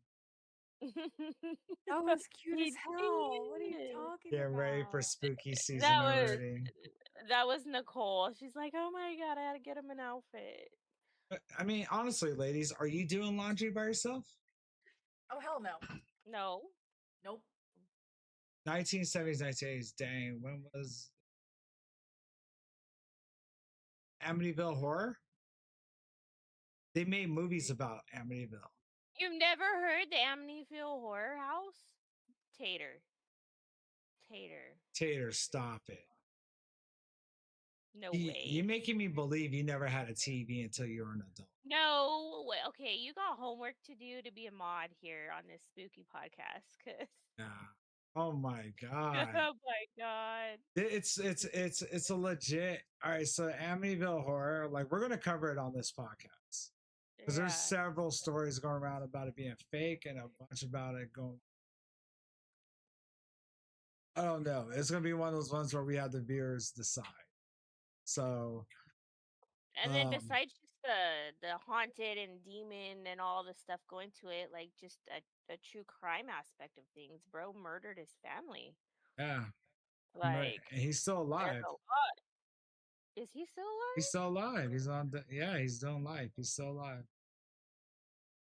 So, all right, let's watch this, man. Like, Okay. God, Tater, you got homework, girl. Yeah, the original came out in 1979. All right, the movie came out in 1979, but the incidents were in what, Tater, 1974? Yeah, that's what she said. Yeah, so this was going. So this, when this hit publicity in Pennsylvania, was in the 80s. I believe it was in the fucking 80s. So this was right after Amityville Horror hit, and they were getting all kinds of All right, let's see this. Okay. See where the mirror comes in. I said, I'll be right up. Well, when I got to the top of the steps, of course, there was no one there. And I was alone in the house. The front door was locked. There was no way that anybody could have gotten into this house. I thought in the beginning, oh, it's only you. You're hearing things. That's exactly how I felt, that I had heard something. That particular day, the children had gone off to school, and it was kind of dreary. It was a rainy type of morning, gray. So the light was on. When the children went out to school, and it brightened up in the room, so I turned the light out. I went upstairs to make the bed and collect the laundry, and when I came down, the lamp was on again. And I stopped and I thought, didn't I turn that light out? So I turned the light off again. I went into the kitchen and did the dishes, and I was going down to do the laundry, and I came up and the light was on again. This happened about 4 or 5 times within an hour that light kept going up. Now, that is a 3-way light, but we keep regular light bulbs in it because the kids always knock it over, and we're always replacing the light bulbs. The 3-way bulbs are Right, expensive. so you would have to turn the light 2 times before. Oh, it goes on. Right, before, you just don't go over and, it's not 3-way now. But that light would always be on. So it would have to click twice before the light, and I didn't do it, and there was no one here to turn the light on. Soon afterwards, Jack Smurl faced a parallel violation when, on one particularly eerie evening, he awoke in the middle of the night, paralyzed in his bed. And when he looked down at his feet, what he claimed he saw was absolutely What is horrifying. that? According to Jack, Sleep paralysis. Yeah, sleep paralysis, and that could actually Scariest shit to Titans ever happen to his me, dude. hand when his I've hand had that couldn't move. happen. Yeah. You know how he's like, I couldn't move my hand. I wonder if he had that shit.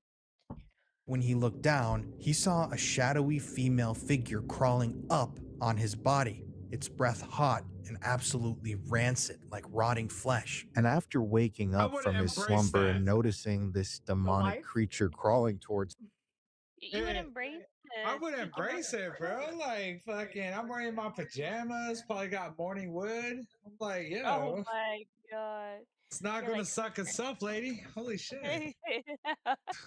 Fuck it. you I mean, what is that scary movie? Yep, yeah, Doing exactly. that shit. Oh my I took that shit in. I would say, yeah. god. him. When Jack looked around him, he noticed that he was levitating about 4 feet off of the bed, suspended in midair with a demonic, evil spirit crawling up his leg towards him. He couldn't believe what he was seeing. You see This that look his shadowed wife is giving female him? body was in an inhuman like, way "You're full of crawling shit, up dude." the bed, getting closer and closer to him. According to him, whispering seductively, with each whisper blowing hot, Dang. rancid air up his nose. He couldn't move. And according to Jack's testimony, he was actually raped by the spirit, Oh. sexually He had a assaulted by a succubus? demon.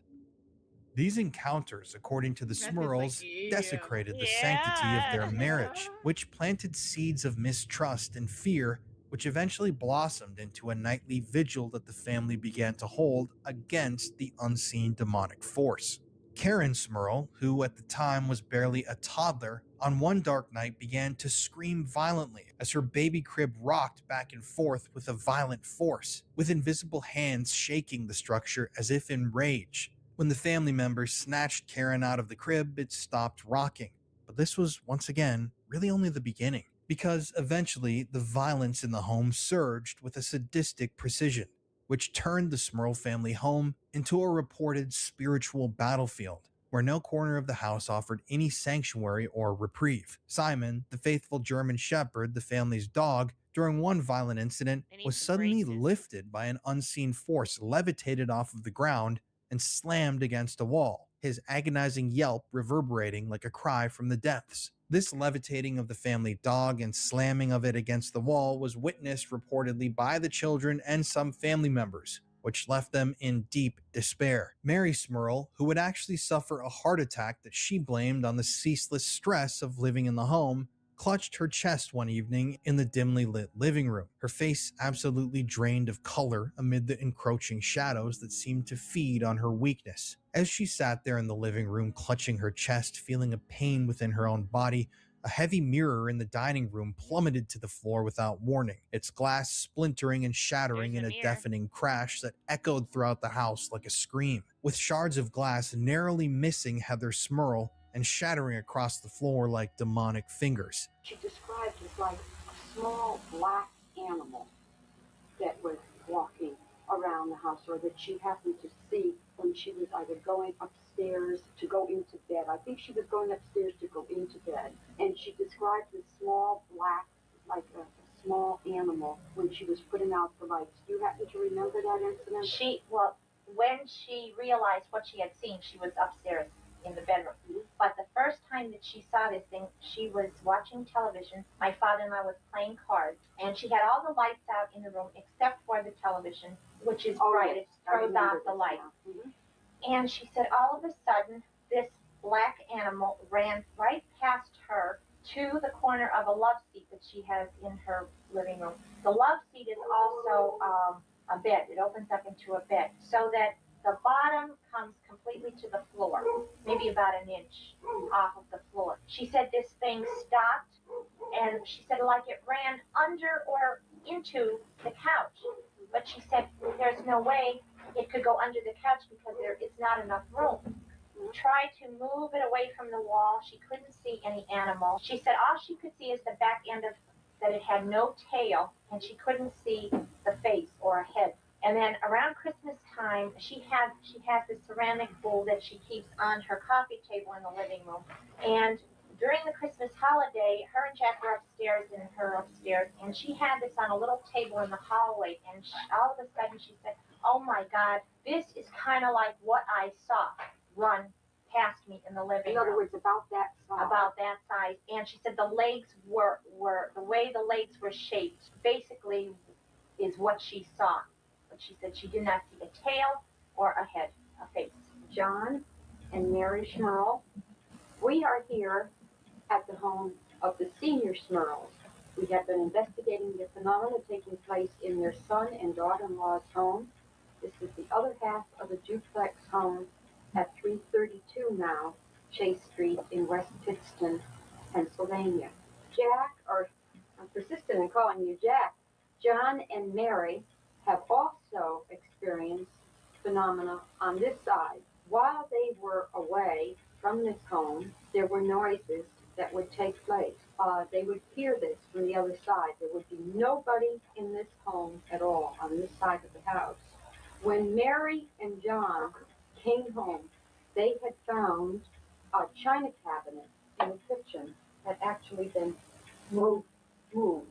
How far away from the wall had that been moved, Mary? I'd say about 18 inches. About 18 inches, full of china. Yeah. Right? Now, is that something that you could really move that easily? No, it's hard, very hard to move. I could move it. Well, no. No. But nobody was in the house. Nobody was in this home at all.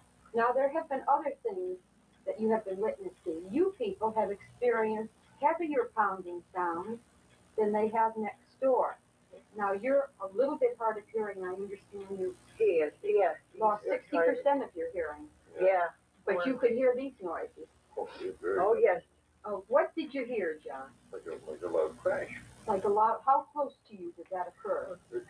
You think it was right on top? Like it was right on top Right of alongside the bed. It was like where the night table would be? Yeah, No, between that no, and the it closet. would be over like on the other side of the bed, or else it was either there or up over the top, like, you know what I mean, in the attic. Like, because if you hit it up there, it would be the same noise, practically, you know? Mm-hmm. And, but we had the pounding in the closets and on my night table every night, I have it. Mhm. And, first I didn't think, you know, that it was that, but it surely was. Mm-hmm. And, so, then when we're down to my daughter's for Thanksgiving, and we were gone from Wednesday until, Sunday. And, my son couldn't go, him and his family, because he had to fix his bathroom, the tile was coming out.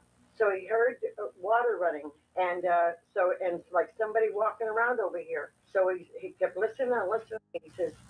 He said, Janet, he said, you know, he said, I think there's somebody over my mother's house. And so what is he going to do? He took the gun and come over, and he looked all around, but he couldn't find anything. But my cupboard doors were open, and there was water in the sink. Now, there shouldn't have been any water in the sink, because when we're gone how many days, from Wednesday until Sunday. Right. There'd be no reason why the water would be there. Yeah, and then we went out another night to the doctor's, and Jackie heard this water running, and the toilet flushing kept flushing all the time. Mm-hmm. And so he came over, wasn't it? He came over, and he looked to see if You need to call the Ghost Avenger guys that were plumbers during the day, you know? Ghost Avengers at night. They're not telling me anything significant right now. And I honestly, as much as I love the stories of Ed Lorraine Warren, I feel like she's just over drinking this fucking Kool-Aid. Oh, it moved 18 inches. Like, hold on, motherfucker. Like, how long have you been living here before this shit started? Yeah. This is the parents, dog. Like, come on, man. They've probably been there for years. And nothing. Yeah.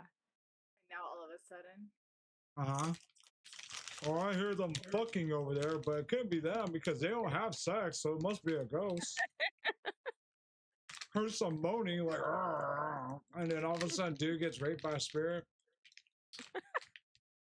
Bro, Oh my god. why are you complaining being raped by a spirit? Have you seen you, bro? Take it where you can get it, man. Like, really. I mean, he did say her breast stank. So, no. Bruh. Look at what he's with in the real world. You telling me her breath don't stink? You telling me her breath don't stink? Oh. And these people, like, their storytelling is so, like, congested. Oh my Mhm. goodness. I would have fell asleep already. I would have been like, all right, Yeah. you guys are boring. I feel like this story is all over the place. Yeah. Mhm. There's nothing wrong with it. There wasn't. There was nothing wrong with it. It was just that it was flushing. Now, you were in this room, in your living room. I was here. sitting over there. You hear about the animal? Yes. I was explain sitting about right there, and my husband went to play cards that night. It was a card night. And John, she was left back because Jack and them went up to the Ponderosa. And I was here by myself. And I turned the lights off and just had the TV light on because I figured there was enough light for me. And I was just happy, sitting here. So all of a sudden, I just happened to look over, like over here, and I saw this animal there, but I just went like this, and just when I went like that, it was gone.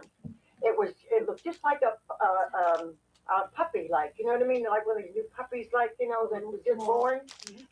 But it didn't have I couldn't see the head that was down, and I couldn't see no tail. And what color was it? It was sort of a brownish, like, dark, yeah, Dark color. yeah, dark color. Did that frighten you? Well, for the moment, You were startled. yeah, I was talking, but who else was I going to scream to? You There were was by nobody. yourself. There was nobody in the both sides. Lorraine, when I go home, every light in the house is Oh, when you came home that night every night, I think she was scared then, John. So Now, because John, is nobody's there home, she's anything not going to scream. other than what your wife has just I know. I will explained scream that you regardless have if people are personally there or not. witnessed in this? well, the one morning, I don't know, was it last week or the week before? When I get up, She's all, it's not worth it. I'm not even The gonna dress is in the scream. back bed. No one's going to And, come running. I'm in the back bedroom, I close, so I don't disturb her. So I open up and get a clean shirt, my pants and stuff, and I keep socks and stuff like that. I do. But to hear the pipes now. My father heard the pipes now. But the heat don't overheat with an on. Naturally, you get a knocking When the heat is cutting in. when it's expanding or contracting. Mm-hmm. But when I reached in, where I could reach the hole of the pipe, cold. The pipes were cold. Well, you've sure had your share. Well, we used to have the smell. It was Oh, like a yeah. mold, and we'd go to church and come back, and A mold sure enough, smell in a old that house, mold no was way. there. But then it would leave, right away. But and then to me now, it didn't bother him, but it used to throw up like a suck, and in my nose, and I couldn't hardly breathe. And I used to say that went on for how many months? And I said to Janet, I said, my heavens, how long do I have to go like this? I said, with that thing throwing out that suck. And but see, I used to see forms, like, you know what I mean? I went into my bedroom one night, it was dusk, and this form came out from like the back of the door, like just like this, and I went back, and I went back out into the hall. And so then I didn't tell him, I just told him tonight that I seen a form a couple nights ago coming down the steps there, and all of a sudden it disappeared. And then I saw it again. Where did I say? Oh, the bathroom. When I went to the bathroom last night, and it seemed like it came from the curtain in the bathroom, like, across. From that area. Yeah. Now, how tall was the form, Mary? Well, it just like was, like shot, like was going through the air, like, you know what I mean, like in the air or something, Would it be the size of an adult person? More so, like, yeah. Was it shadowy, or could you see like through a black, like a shadowy, like, color like that. Yeah, Right there. yeah, Right there, Hat. yeah. What? And Pause it. but and the knocking, we've heard. I know She- where you're going with this already. She's fucking coursing her right there. She's coaching her. Yeah. Yeah. Oh yeah. Yeah, dude. Like, I mean, I just saw like a boom. And then, how tall is it? I don't know. It was a. So you say it's an adult? Yeah. Like, first of all, bro, you're not keeping me in the house where I can't go take a shit in peace, bro. Like, Yeah. that is bad karma or a fucking demon, bro. If someone's trying to haunt you when you're dropping a deuce, dog. Method can't have that. He releases his own demon. Oh yeah. But that right there, I mean, tell me, Tater, that's not fucking coursing right there. Yeah. Coercing. Yeah, you can't tell me she is not fucking doing that. The police do that in interrogations too. Hell yeah. You ever watch that Making a Murder? No. Oh my god, such a good documentary. Is it? It is, homie, because it's a It's an older series, but it's really good. they're both doing life, and I honestly feel that kid was forced, bro. Like Really? it is so Tater's seen obvious. It is so yeah. It was good, huh? I'll have to We were watch. invested. I mean, We're don't get me so wrong. invested. There's two sides to the story. There really is. But from that video right there, yeah, dude. If I'm the judge, I'm like, you can't have this as a confession. What the Yep, fuck? Tater's right. There's 3 sides to every Right. story. There's side A, side B, and the truth. Yeah. Yeah, you gotta watch it. There's 2 seasons of it. They were supposed to make a third, but obviously the thing hasn't progressed since then. But Yeah. yeah, you gotta look at it. Yeah, you have time. You have time. Hey, chill. You have time, yeah, when you out there cheating with your coffee. I do. Go on an episode. Oh, I don't know. I had one today too. It's your fault. Like I fell off my wagon. Wow. I fell off my wagon. I love You neglect Bufu and fall off the wagon? Wow. I did not. I actually talked to Bufu first this morning. Thank you. Thank you. Yeah, he was Oh, you fine don't because even I talked to know. Bufu You don't already. even know. I have something to tell you, Method. But She has another baby. yeah, another baby. Do you? Told you. She has another baby. Hey, but Tater. Oh, look, Tater. Is little. See? What is going on, bro? He even cheated on the girl that she cheated on you with. You know what I'm saying, Tater? You can't make a TikTok hoe a housewife. Jeez. God. Holy fuck. We have a 3-way baby. It was a 3-way baby. It's a corn. It's a corn. Who has a 3-way baby? It's a it's me and it's 2 lesbians, so it's still not cheating, right? And then it's all 3 of us, and we have a corn baby. Oh, Tater is in on this. Yeah. I forgot. I'm still in I'm still in the Wow, Discord. Tater, you have no moral compass, Tater. That little corn is a little bit cute. It is. I said we should name it elote. I can't even have a Its name is fucking Elote. TikTok baby with my own wife, bro. Like, Your own Well, then wife I is guess you're even just on gonna like have to that. be okay. Now, if IG had that, we would definitely have like 5 or 6 children. But yeah, it's I just- could Speaking of, not- candy cane is frozen. I could not pass up a corn baby. I mean, don't you have a corn Where- baby like once a week at least? maybe that's the race he's at, right?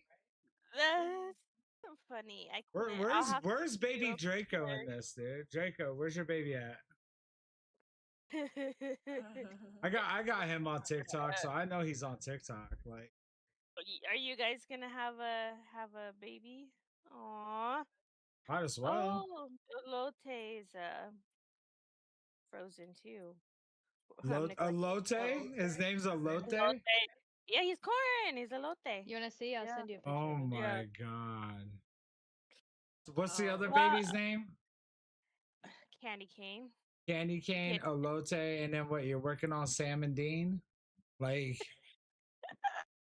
I already have a Castiel. here we have a Castiel. Like, that name is No, dope, though. I mean, that name is dope. So, It is. I love it. I can't have any more babies after the corn though. That's just too much. They're all too That's demanding. God. many. They're just too demanding. fucking They all high get maintenance, posted, dude. and they need pictures It and is cute. videos and posts. It is cute. Well, I'm glad I let that out. Now we can continue on our Oh, story. Oh, that's been weighing on her shoulders. You can tell. Yeah. Boo-foo. Poor Boo-foo. Bufu's still my first one, so Poor Boo-foo. Poor Boo. Bufu didn't want to be an only child. I'm just saying. I don't think Boo-foo had a choice. Mama for the streets. Hey. Mama's for the streets. Method, you got 2 nieces. Yeah, I Okay. know. Huh? No, I do not. The fuck I don't have nothing to do with those babies, dog. Keep it all in the family here. Keeping it all in the family. Mama for the streets. Uncle Method over here. Yeah. Holy shit. Oh my god. All right, let's see where she's going with The this. knocker now in the front bedroom. We've heard it now, but every night it's knocking on my side because the fella got it the last time he was here. Yeah, Yeah, he got it. Michael got it. Yeah, Michael got it on tape. Yeah. That's what Chris has posted. And now there it didn't. tonight. And Jackie last night, or not last night it was. And the night before, he sprayed that incense, like he opened the door, in there. And see, I had Christmas bows and things in a bag. And so when I looked today, I opened the door because I had to hang my coat up in there because it was hanging for 2 days. It's kind of frayed. Yeah. And so I opened the door and I thought, well, here goes. So I seen these here bows all in the front of the door, like where they might have been, Disrupted. Yeah, disrupted in there. Jack said it toward the last. He sprayed it once, and then he said when it was started to pound, he said he just opened the door and give it some more, Right. And he had to laugh at him sometimes. I know. Really. Let me ask both of you, as I asked your son and daughter-in-law, independent of each other, what do you feel is wrong in these two apartments here? Do you feel that the phenomena is of a haunting nature? What do you really feel? Yeah, I think so because you feel very uncomfortable. How about you, John? So we try to keep our You've never experienced it before, huh? No, I had a rough life growing up, and I swear to God, I'd never treat my grandchildren or my children bad. I never did. No, I don't think you'd be that type. Yeah. But I believe. You believe, especially when you're experiencing it. No, well, you didn't even have to experience just to listen to it because I know you don't. Make story. Some people will say, well, how old is your mother-in-law? Oh, she's so-and-so. Oh, she must be going through the, what do they call it? Change of life or No. senile? Senile. Oh, Mary, I would never take you for And what senile. how Janet says, holy cow, she said, my mother-in-law is anything but senile. She said, change the of kids life. don't let her get Change of senile. life. No, because Menopause. everybody, even the I know, doctors, that's they always when couldn't they say understand how old I was or Yeah, anything. she meant I'm menopause. very, very well surprised. past menopause. Look at her. I know, her I'm saggy actually ass really proud. titties. How old are both of you? She got National Geographic titties, I'll be bro. 72. Sagging the fuck down. Oh, God bless you. It's not the one that you looked I'm at. gonna call it the change of life now. 49. Oh, next year you'll be your 50th. Yeah. Oh my gosh, she's And my already daughter is 49. my daughter's going to be her 25th Oh, this that's year in beautiful. July. Oh, that's Yeah. If she's Well, 49, thank you he's very, like very 70, much. bro. I really Oh my appreciate She it. probably God. got everything probably done. Oh, I did. Ain't no Thank way you she so 49. very She much. lied about that shit. I do not Well, look we can't anything like that. understand. I mean, I'm your stuff. 49 in 6 months. I do not look like that. Yeah, Wait, Chris Tater is there. said 49 year He is Chris. anniversary. Throughout this time period, I the believe family's that. prayers There's were no way constantly she's interrupted 40, but by they did mocking look and a lot disturbing older back inhuman then. whispers that, Like the according Golden to the Girls were in family, their early mocked 40s, their well, Catholic the younger devotion ones. with a chilling glee. Everything was ramping up in the Smurl family home at this point. Prayers were being whispered, mirrors were shattering, babies' cribs were rocking by themselves, the German Shepherd was levitated and thrown against a wall. The house itself seemed to breathe with hostility, its walls contracting and expanding as if it was alive, inhaling the family's growing terror and exhaling it back in waves of amplified dread. Where's the This one mirror? particular day, I went to the store and I came home. The front door was unlocked and pushed over to the wall. Not just ajar. Not just ajar, pushed over. So I got a little bit upset. I thought, oh my gosh, somebody's in the house. Well, when I came in, of course, there was nobody here. Now that happened many times with the door. This one particular day, again, we're getting ready to go camping, so I went to the store, and of course, all the children were in school. And as I was pulling up in front of the house, my nephew was coming in the front door, and I could see that the door again was pushed right over to the wall. So I thought Don had come in from school. It was around 2:45, 2:30. And I thought, well, maybe Don's home now. So I was coming into the door about 2 seconds after my nephew, and he's standing just about right here, and he's hollering for Don. And I said, is she home? He said, she must be, Aunt Janet, the door's open. So I hollered for her. I said, Don, no answer. And I looked because she always puts her books down in a certain place, and I looked and her purse was not there. I said, she's not here. And in that period of time, Dawn came into the house. Now, no one else was here. We need a key to get in, and yet the door was wide open. And things were really escalating at this point. For years, Janet specifically had been experiencing lots of paranormal activity in the home, and had at times even heard the spirits mimic her own voice. You got the One same time, while fucking she was in the haircut. bedroom with her husband Jack, their dresser was shoved against a door by a phantom force in order to trap her and Jack inside of the bedroom. And Janet frequently talked about how she experienced a pervasive sense of an evil presence from within the home, including feeling being watched or followed. On one chilling evening, when she awoke in bed, she saw a dark, man-like form standing over the bed, which dissipated when she turned on the light. On another evening, just like her husband Jack reported, she claimed that she was raped by the spirits. This is a Dang, direct spirits are quote from just the horny. book The That's it. Haunting, published by the Smurl family in I know, conjunction with an dude. author who helped That them was write not down in their the movie. experiences. Janet was awakened one night by a crushing weight that seemed to pin her to the bed. She opened her eyes and saw a dark, indistinct female form leaning over her. The form was somehow both solid and transparent, and it exuded an aura of malevolence that terrified her. She tried to scream but could not. The entity began to fondle her, and then it raped her. The experience was so traumatic that Janet was left shaking and sobbing, and when Jack awoke, he found her curled There's a into a spirit ball, behind her you. nightgown He's gonna torn, get you. and her body marked with I bruises. know. He's There was sneaking also in. another He's terrifying so physical sneaky. incident that Janet experienced when an unseen force violently threw her across the room, hi. causing her to hit her head there. against a wall, resulting in a visible bruise. And chillingly, in a truly disturbing twist, one evening when Janet was alone in her room, she saw a striking, grotesque vision. In the darkness of the room, she saw what looked like a pig-like face with tusks that appeared to her in her bedroom, and she interpreted this as a physical manifestation of the demon. Well, I have been pulled out of bed. I have been, after your first visit, I was hit. It hit me. What part of your body did it hit? Always my legs or my feet. I think this was about in June. It was very warm this one night, and I couldn't fall asleep. And all of a sudden, I heard these voices, and they were very loud, very clear. They were saying, female voices. One woman was saying, "How many times do I have to tell you? I'm sick and tired of telling you. What am I going to do with you?" And she carried on and on. So I thought it was my mother-in-law. I thought, what is she doing at 20 to 1 in the morning, hollering at my father-in-law? But that wouldn't be characteristic of her. No, it's not like her at all. And especially him. Once he goes to sleep, There's no communicating. no, you can't wake him up. I got up and I thought maybe it's the neighbors. So I looked out of the window, and all the homes were in darkness. So you knew it couldn't be So coming I- from any of the homes. Right, so I got back into bed, and I could hear this terrible walking up and down the hallway, very heavy, like somebody weighed 400 or 500 pounds. Terrible, frightening walk. And I laid there, and I was scared to death.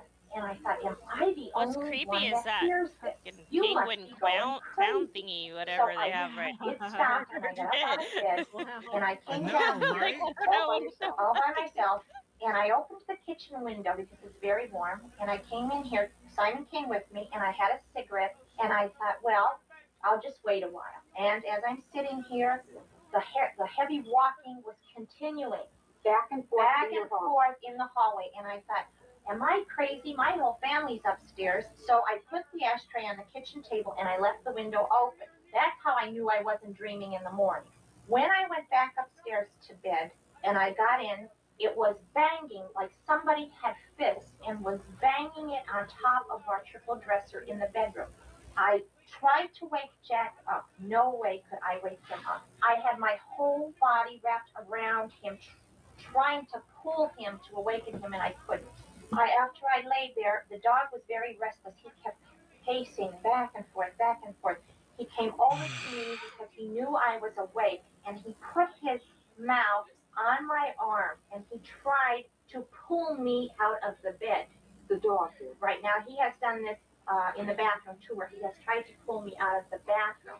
and then he laid down on my side, which is very odd. He always lays down on Jack's side of the bed. He laid down by me, and I petted him. I petted him for a while. Like, he did not want to leave my side. And I could not understand why. I was the only one in this house that heard all this all night. It was all night this carried on. Now, most likely, the other members of the family were in this sanctimonious state because it was meant to occur to you. It was I don't meant to see it, frighten you. guys. I don't It was see it. reaching out to you. Yeah. I gotta call bullshit on this whole thing. Oh, the next morning I said to him, I If explained you're to him getting everything that had happened the night before, and he said, oh, it did not. I said, I will tell you if I was dreaming. And I went into the kitchen, and there, kitchen window was open, and there was the ashtray right where I had left. I said, Jack, I know I was not dreaming. Okay, now you were Seriously, doing Tater. that in order Seriously. to help yourself to be in touch with reality. That I knew that this was You were not a physically dream, here. that I was here. That you were physically in this room with the animal during the night by yourself. Right, And because I really did. There were times when I thought I was losing my mind. I would be sitting at the kitchen table, and I would be making a store list out. The front door would open, slam, and this voice would say, Janet. And again, it was a female voice. I would say, come on in, I'm in the kitchen. Nobody came, so I got up. I came in here, doors closed, but yet it has done that many times. Opened the door and slammed it. And the voice. Now, all summer long, it would call me, Mom, Mom, Mom, Mom. And I would say, what? And there, of course, there would be nobody here, and I would be running from room to room. The one night, Jack was over talking to his mother, and the two older girls were in the kitchen, and two younger ones were outside playing. And I was coming out of the bathroom, and this voice is saying, honey! And that's what Jack does to me when he's fooling around. And I'm saying, what? Well, no answer. I go down to the bedroom. He's not there. I come downstairs. I said, what does your father want? Where is he? Dad's not here. He's next door at Grandma's. So I asked him. I said, were you yelling up to me? He said, no. Most of the time, it is a female voice that I hear. The first priest to visit the Smurl home was named Father So she Raymond. got confused. A female voice was her husband. Yeah, I'm not That's- buying this, dude, at all. Like this whole like from the way Miss Lorraine is asking the questions and coaching it to how they're responding, and then the stories don't look. I know a lot of ladies, bro. Anyone who feels like they're sexually assaulted is not going back to that fucking house, living or not. Yeah. Okay, I That's mean, the- if I the felt like I got ultimate raped by a demon, violation. dead ass serious. If I felt like I got raped by a demon or entity, I'm never leaving a church ground. If you're that big of a Catholic like they claim to be. Like I'm like, no, y'all are gonna help me. No, I donated this church. Fuck that. You're helping me. like Like, I ain't going nowhere till you fix this.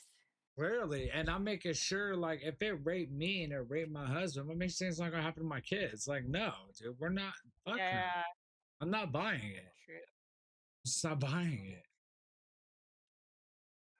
L. Karsiak, a longtime family friend of the Smurls. He was invited over to the family's duplex for dinner one evening during the worst part of the spiritual siege, at which point the Smurls told him about the problems they'd been experiencing in the home. At the time, the family was relieved to find that the father took their words seriously and believed them. However, after Father Karsiak went upstairs and began spraying the property with holy water, he then told the Smurls that he suddenly realized he was in the presence of something evil. He said, "You're nice, normal people, and this shouldn't be happening to you." As the priest talked to the family upstairs, Janet could see that he had begun to sweat and was becoming increasingly nervous. The Smurls had the sense that the presence was applying pressure on Father Karsiak to leave their house. Nonetheless, the priest continued to go throughout the home, blessing each room with holy water and commanding the demon to leave these people alone. At one point, though, the pressure became so much on the priest and he looked so shaken that Janet and Jack were afraid he might pass out. But Father Karsiak bravely finished the blessing, then had some coffee in the kitchen with the couple, and left. To their surprise, the Smurls found that for 3 days following the blessing, their home was untroubled by the demon. But after those 3 days of peace, the demon returned several weeks later and began trying once again to dominate the Smurls. This was signaled by an especially troubling incident in which Thank Mary you, Smurl, Tater. whose health remained bad, found herself lifted, along with her mattress, You can so stay high for in the air coffee. that she was forced to jump to the ground from the levitated bed, badly bruising her knees. Her husband, who was out playing cards at the time, became incredibly angry when Mary told him the story, and he helped Jack and Mary reach their decision to call Monsignor Francis Kane to come once again bless the duplex. The Monsignor went through the house and blessed each room with holy water, and once again, according to the family, this blessing kept the demon at bay for several days. Unfortunately, its return was signaled when closet doors began opening and banging shut at will. Here's a clip of the Smurls talking about these closet doors opening and shutting by themselves. In the springtime, you would be up in the bedroom, and all our bedroom closet door is a louvered door that does not have a handle to open and close like a regular door. It is a louvered door that comes together in the middle. You push it this sideways, and the door comes together this way. It's on a hinge, and it's on a rod at the top.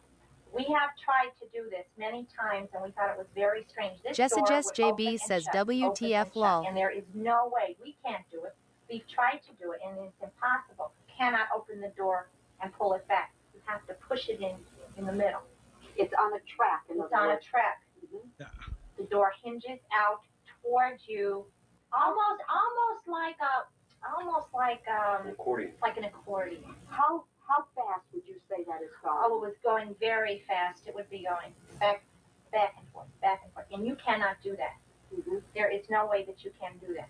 In the beginning, it would open the door and just leave it in that position. So I would go over and close the door. Jessa And it would Jess do it JB again. says, what But am this I one even particular watching? day, I was getting dressed and I was sitting on the bed and I was putting my shoes on, and this door started to go. We're back and watching forth, the back story and forth. on the So I hollered at last you, Conjuring you knocked movie, it like off. real I'm in no mood footage. for you today. Trying to And the door determine shut. if it's real or not. So then I got up and I started to do something. Spooky and it time. opened and shut and opened and shut. And I said, didn't I tell you to knock it off? And it went, shh, door closed. It's totally impossible. My husband has tried to do that. There is no way that you can do that with that door.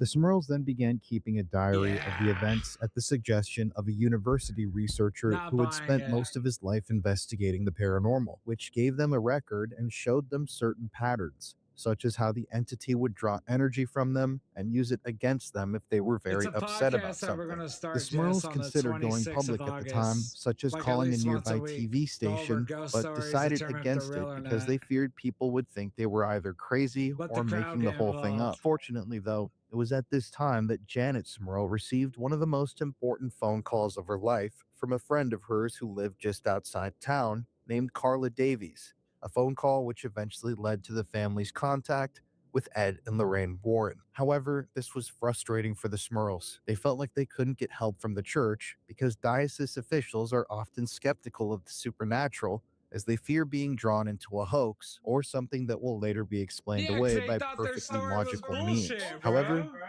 this leads to one of the most chilling events in the entire story. On one day, feeling like they needed help more than any other time, after Jack reported being raped by the succubus, Janet Smurl called the local diocese office. Someone in the office picked up the phone, and she began relating their troubles. The man on the phone identified himself as a Father O'Leary, and after listening to Janet's pleas for help, Father O'Leary promised to take the matter to the chancellor at the diocese and get back to her. However, later on, when Janet called the diocese back again after hearing nothing, they said they had no idea who Father O'Leary was.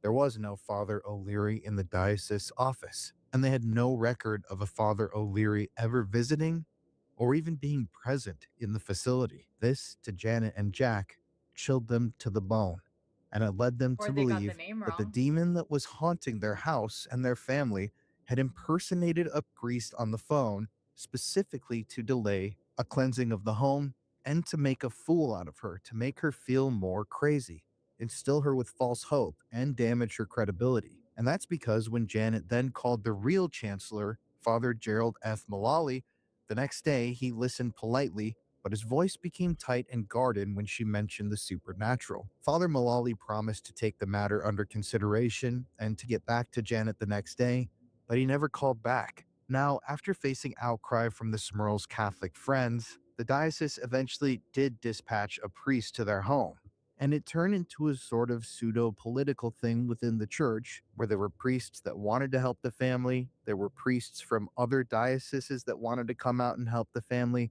but the church itself was afraid to break protocol. And later on, when the Smurls went to the media and turned to them for help, the church actually got upset with them because they claimed that they hadn't come to them first, which was a lie, according to the Smurls, because they'd been begging for help for months, for years.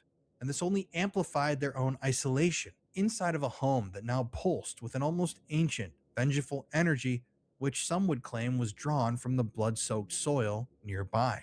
However, bringing the priest in to attempt to bless the home, according to the Smurls, only made things worse, and the paranormal phenomena raged on with a renewed viciousness. In the middle of the night, the Smurl family's mattresses would shake and vibrate as if they themselves were possessed by seismic fury, jolting the family awake night after night with screams and their hearts hammering in fear, the motion of the bed evoking the subterranean shifts of old mines or the stamping and stomping of historical ghosts.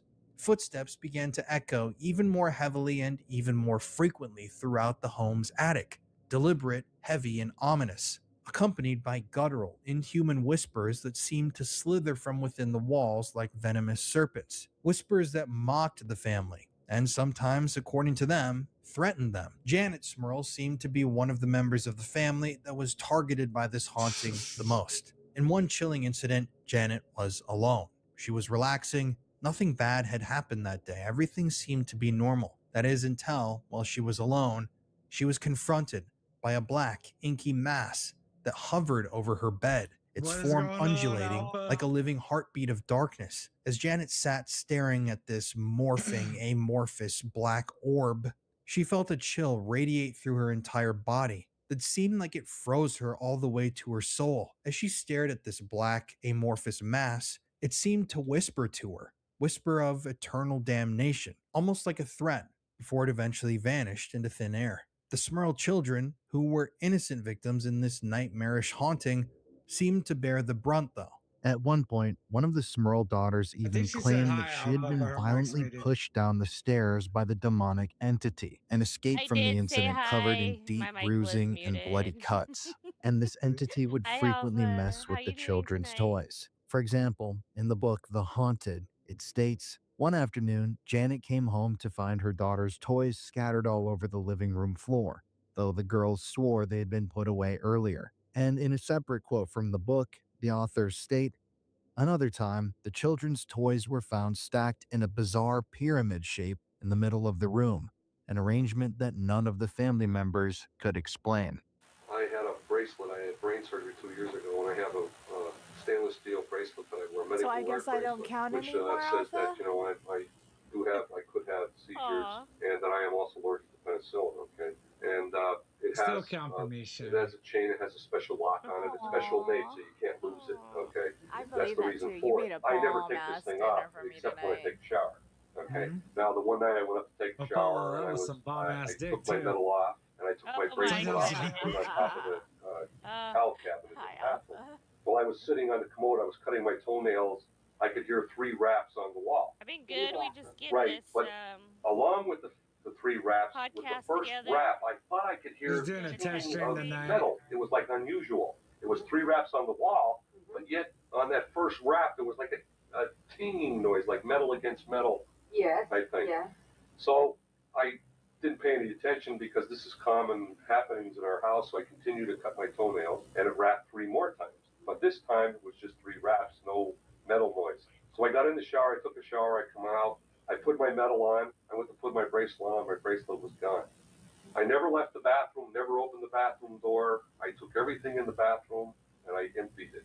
I looked in the commode, looked in the waste paper basket, Yeah, we're where getting the it towels together. were, the We gotta hamper find our moved flow, everything, our and it was vibe. nowhere to be found. We Then want it dawned on interactive. me that the first time I heard the rap, You heard the pinging of I heard the pinging So that Alpha, the what you're chain seeing must right have, now is when it picked it original up, it must footage have pinged off from the the top of last the cabinet Conjuring and was movie gone. they And made. is that also meant with the cabinet? Correct. We're Correct. dissecting it to see And I if haven't this seen it shit's since. even, It hasn't come if back. we So even that's think it's true or basically, not. and then I was missing a white shirt, which And was as of not right for about a now, year. That has never returned, okay? I But think it's fake along as with fuck, this, dude. along the same thing, it was right by the chimney. And now that's the chimney that I'm not used to buying be it. functional when they had the stove, coal stove in the kitchen. Okay, it's no longer functional because when we had a new roof put on the house, we had it knocked off at the roof line, so that the chimney is just basically just standing there and it's no use anymore. So Janet and I both had the feeling that possibly this could be Is the it nap place, time, because this is Franco? where I heard the pinging noise, that this could possibly be the place to store these things. So on one Sunday, I took the ladder, we went up into the attic. I went up to the attic and we went back to we went up just generally to look in the attic to see if we could find any places where we could find any of this stuff.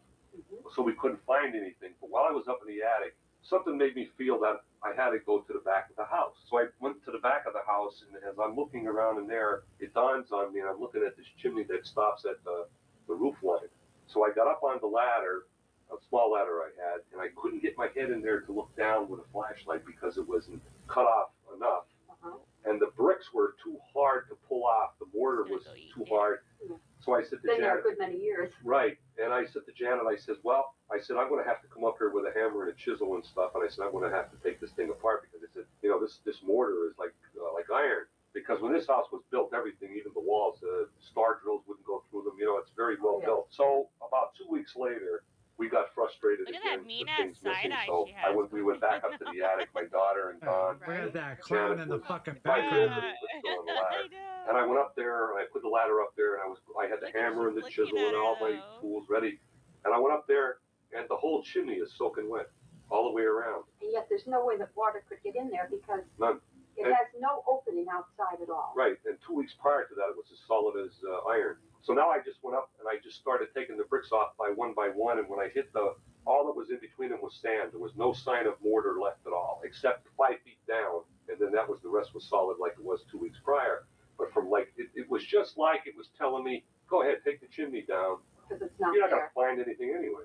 No. And to satisfy your curiosity. right, and it's still like that because when like the two researchers were here, when Mike and Tony were here, we went up into the attic. Now, one of the things in relationship to the chimney that we also noted was the first time we were up there, all the times we were up there, I should say, we noticed that when we were by the chimney, there was scratching on the roof, like there were a couple hundred birds or something scratching on the roof.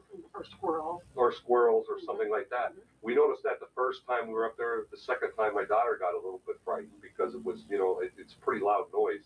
And it isn't there when you first get there, you have to wait a couple of minutes. And then of course when Charlie, the researcher, and Tony were up there with myself, the same thing happened to us again, like scratching all around up above us, okay? But yet nothing was on the roof. Nothing. Well, And nothing was on the roof. The first time we even sent Heather out to the backyard, we said, Heather, go outside and look up on the roof and see if you can see any birds. Or she said, no, there's nothing up there.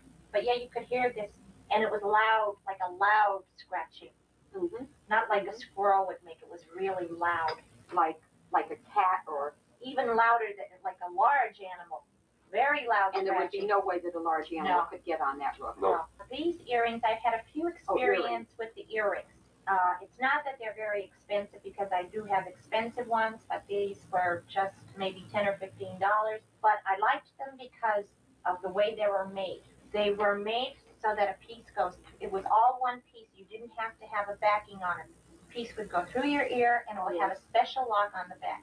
The first time I wore them, that I had something happen to them, we were camping, and it just so happened I had left them on at home. I didn't take them off. And when we were there overnight, in the morning I got up and I left them in my ears when I went to bed so I wouldn't lose them. In the morning, the earrings were gone.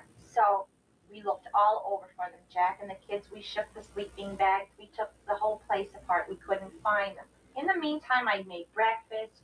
I was brushing the girls' hair. I went to do the dishes, and when I pulled my hands out of the dishwater, the earrings were slipped onto my finger. Onto over your finger, like the rings. Right, Okay. just like a ring. 2 of them. And I thought, I would have seen it. Of course. I would have seen them long before this. So they were not on my hand when I got up in the morning. The second time they were missing, I had worn them on a Wednesday at home, and I took them off, and I have a place I put them because I wear them the most. When I went to get them on Friday, the earrings were gone. Could not find them. The kids looked. I said, well, maybe it took them and put them in your jewelry. We looked every place. Could not find the earrings. About 2 weeks later, I was getting ready to take a shower, and Jack's medical bracelet came into my mind. Maybe it took his medical bracelet and put it in his jewelry box, because Jack has a little jewelry box where he keeps tie clips and cufflinks, but I think but it's he a never cigarette. uses it. It He could don't sit smoke there for a cigarettes year like and he that. wouldn't open it. You're a very good formal man. Yes. Look at him. So I thought that's an idea. So I went down into the bedroom and opened the jewelry box, and I let out one yell, because there in the front of his jewelry box, and now on top of his jewelry box, he has American Rifleman magazines piled up, so you know it's not well used. And when I opened it up, there, as nice as you please, were my two earrings standing straight up side by side. When I took them out, they had like a coating on them, like a soot residue. I had to scrape it off the silver, like almost like a pasty type. That's how, I don't know how long the earrings were sitting in there that way.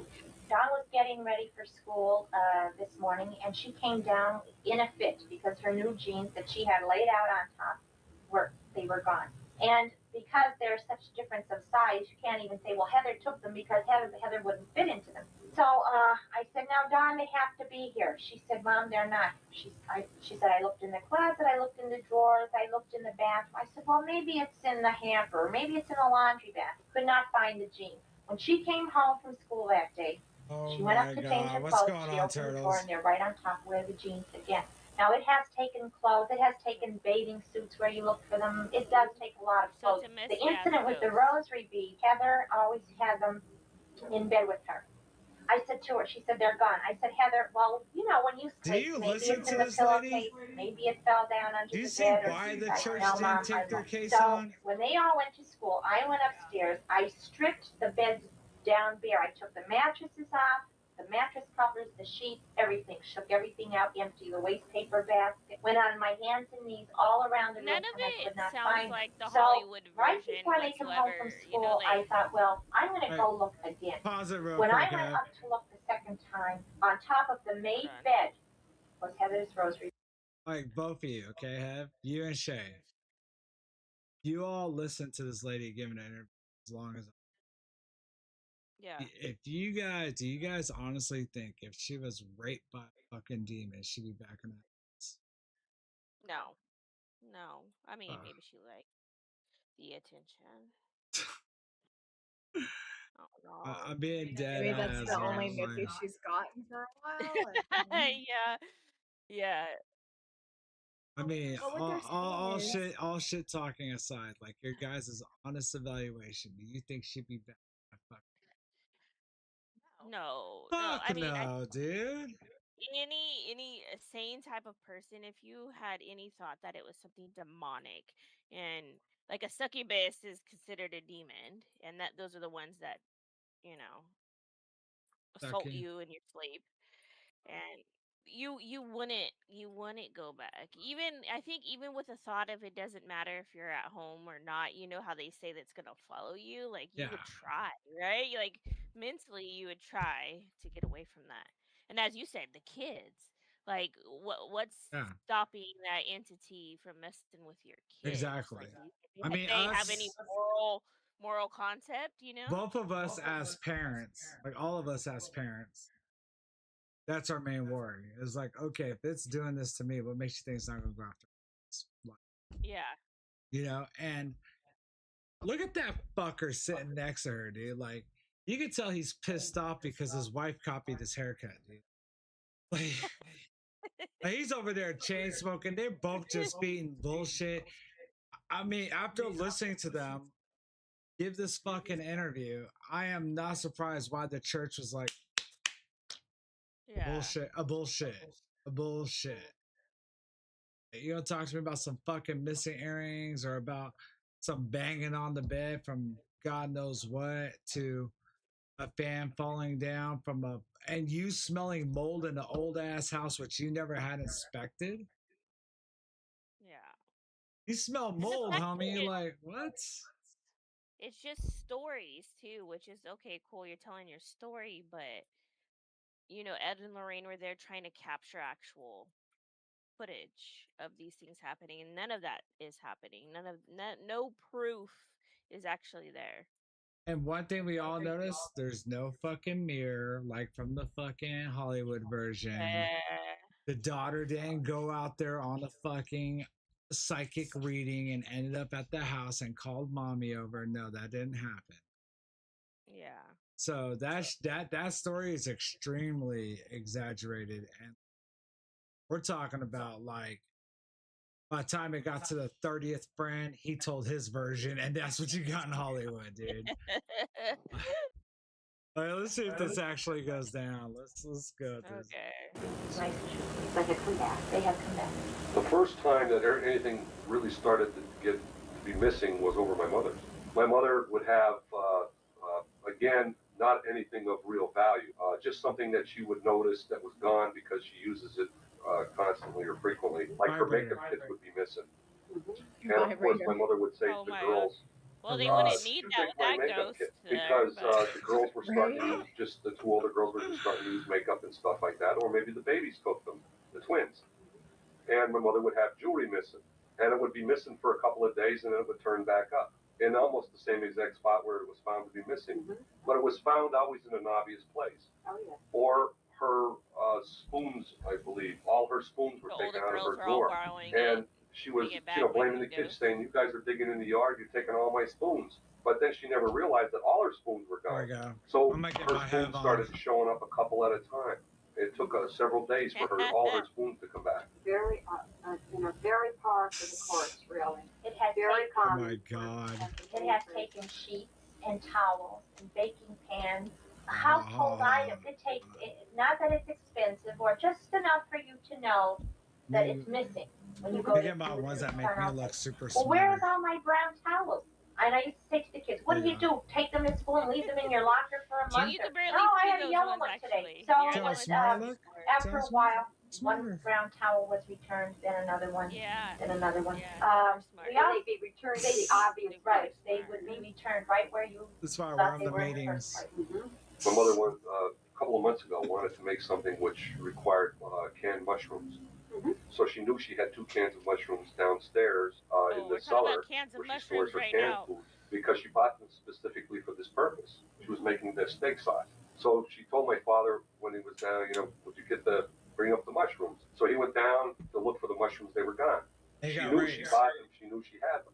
So obviously she couldn't find them. So my dad was going to the store. So she told my dad, pick up 2 more cans of mushrooms, on your way back. So he I'm brought gonna them back. tell you, So she my used them. grandma's done She this went back exact same thing. downstairs for something else, and there they were sitting right where they were originally. And type of things like that. It's obvious. And Obvious. she has a pair of, my mother also has a pair of slacks that she wears, daily slacks around the house, okay? And she likes them because they're nice and soft and everything. Yeah. And one day she couldn't find them. She knew she washed them, pressed them, and she put them in her drawer. The next day she went to get them and they were gone. Now they were missing for a couple of days, and then they showed right back up in the same drawer, in the same place that she had them previous. Just things to be annoying. Correct. Very hard to explain my own personal feeling before I talk to you and Ed. I would say that the house was haunted. You do believe your home is haunted. Absolutely. Do you believe your home There's no doubt. And if you had told me this a year ago, I would have probably told you that you needed a psychiatrist. But I am a believer that this house Point is that really out, haunted. Head. Thank you Point very that. much. She said flat out, she just contradicted herself. This haunting has been going on for 15 fucking years before they got there. She said, if you would have asked me this a year ago, I would have said, you need a psychiatrist.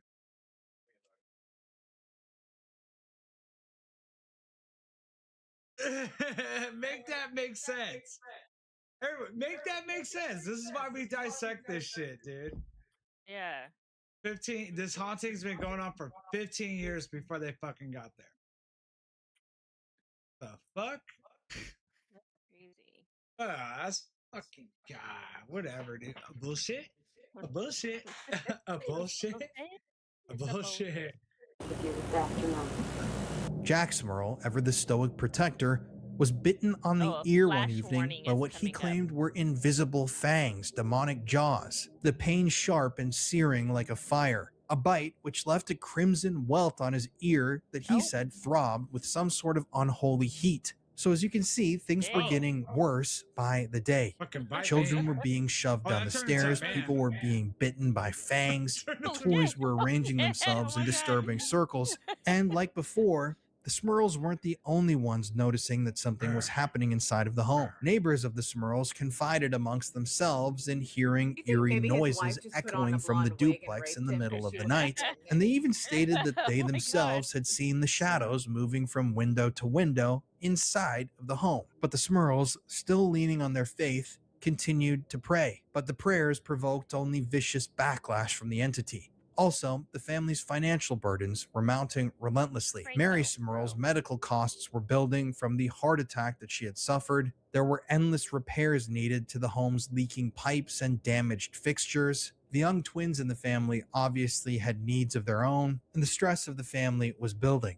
Not only were they dealing with an evil, dark, twisted entity that wanted to hurt and possibly even kill them, but they were also under immense financial stress, which mirrored the home's decay, which was perhaps exacerbated by the shifting mines found below ground in the city. Suddenly, objects within the home began to defy the laws of physics. Heavy vases were launched across rooms in sudden, unprovoked flights, as if they were thrown by unseen forces, shattering against walls with explosive force, which left the family in fear. Guttural, pig-like grunts began to emanate from within the walls of the home, unearthly sounds that seemed to evoke ancient demonic lore, and it seemed like the house itself became angry with the family. As of the last couple of months, most knocks are in threes. 3 knocks on the front door. 3, of course, is a very magical number, and many times the phenomena that occurs in these homes does occur in threes. 3 knocks on the back of the commode. 3 knocks in the corner of a room. 3 knocks up in the bedroom between the 2 double mirrors on our dresser where there is a crucifix. Now this just happened as of late, and that disturbs me because it never bothered a religious item before. Now it has banged under a crucifix, and it has banged in the center of a rosary that hangs from my oldest daughter's bed. Well, they just had one the other night, and they had one a couple weeks ago where it was unusually loud, like somebody dropped maybe something from the ceiling or from the attic. Terribly loud, like crashing, banging, really, really loud, because my father-in-law is almost stone deaf. And for him to hear this, it would have to be abnormally loud. And they were both frightened.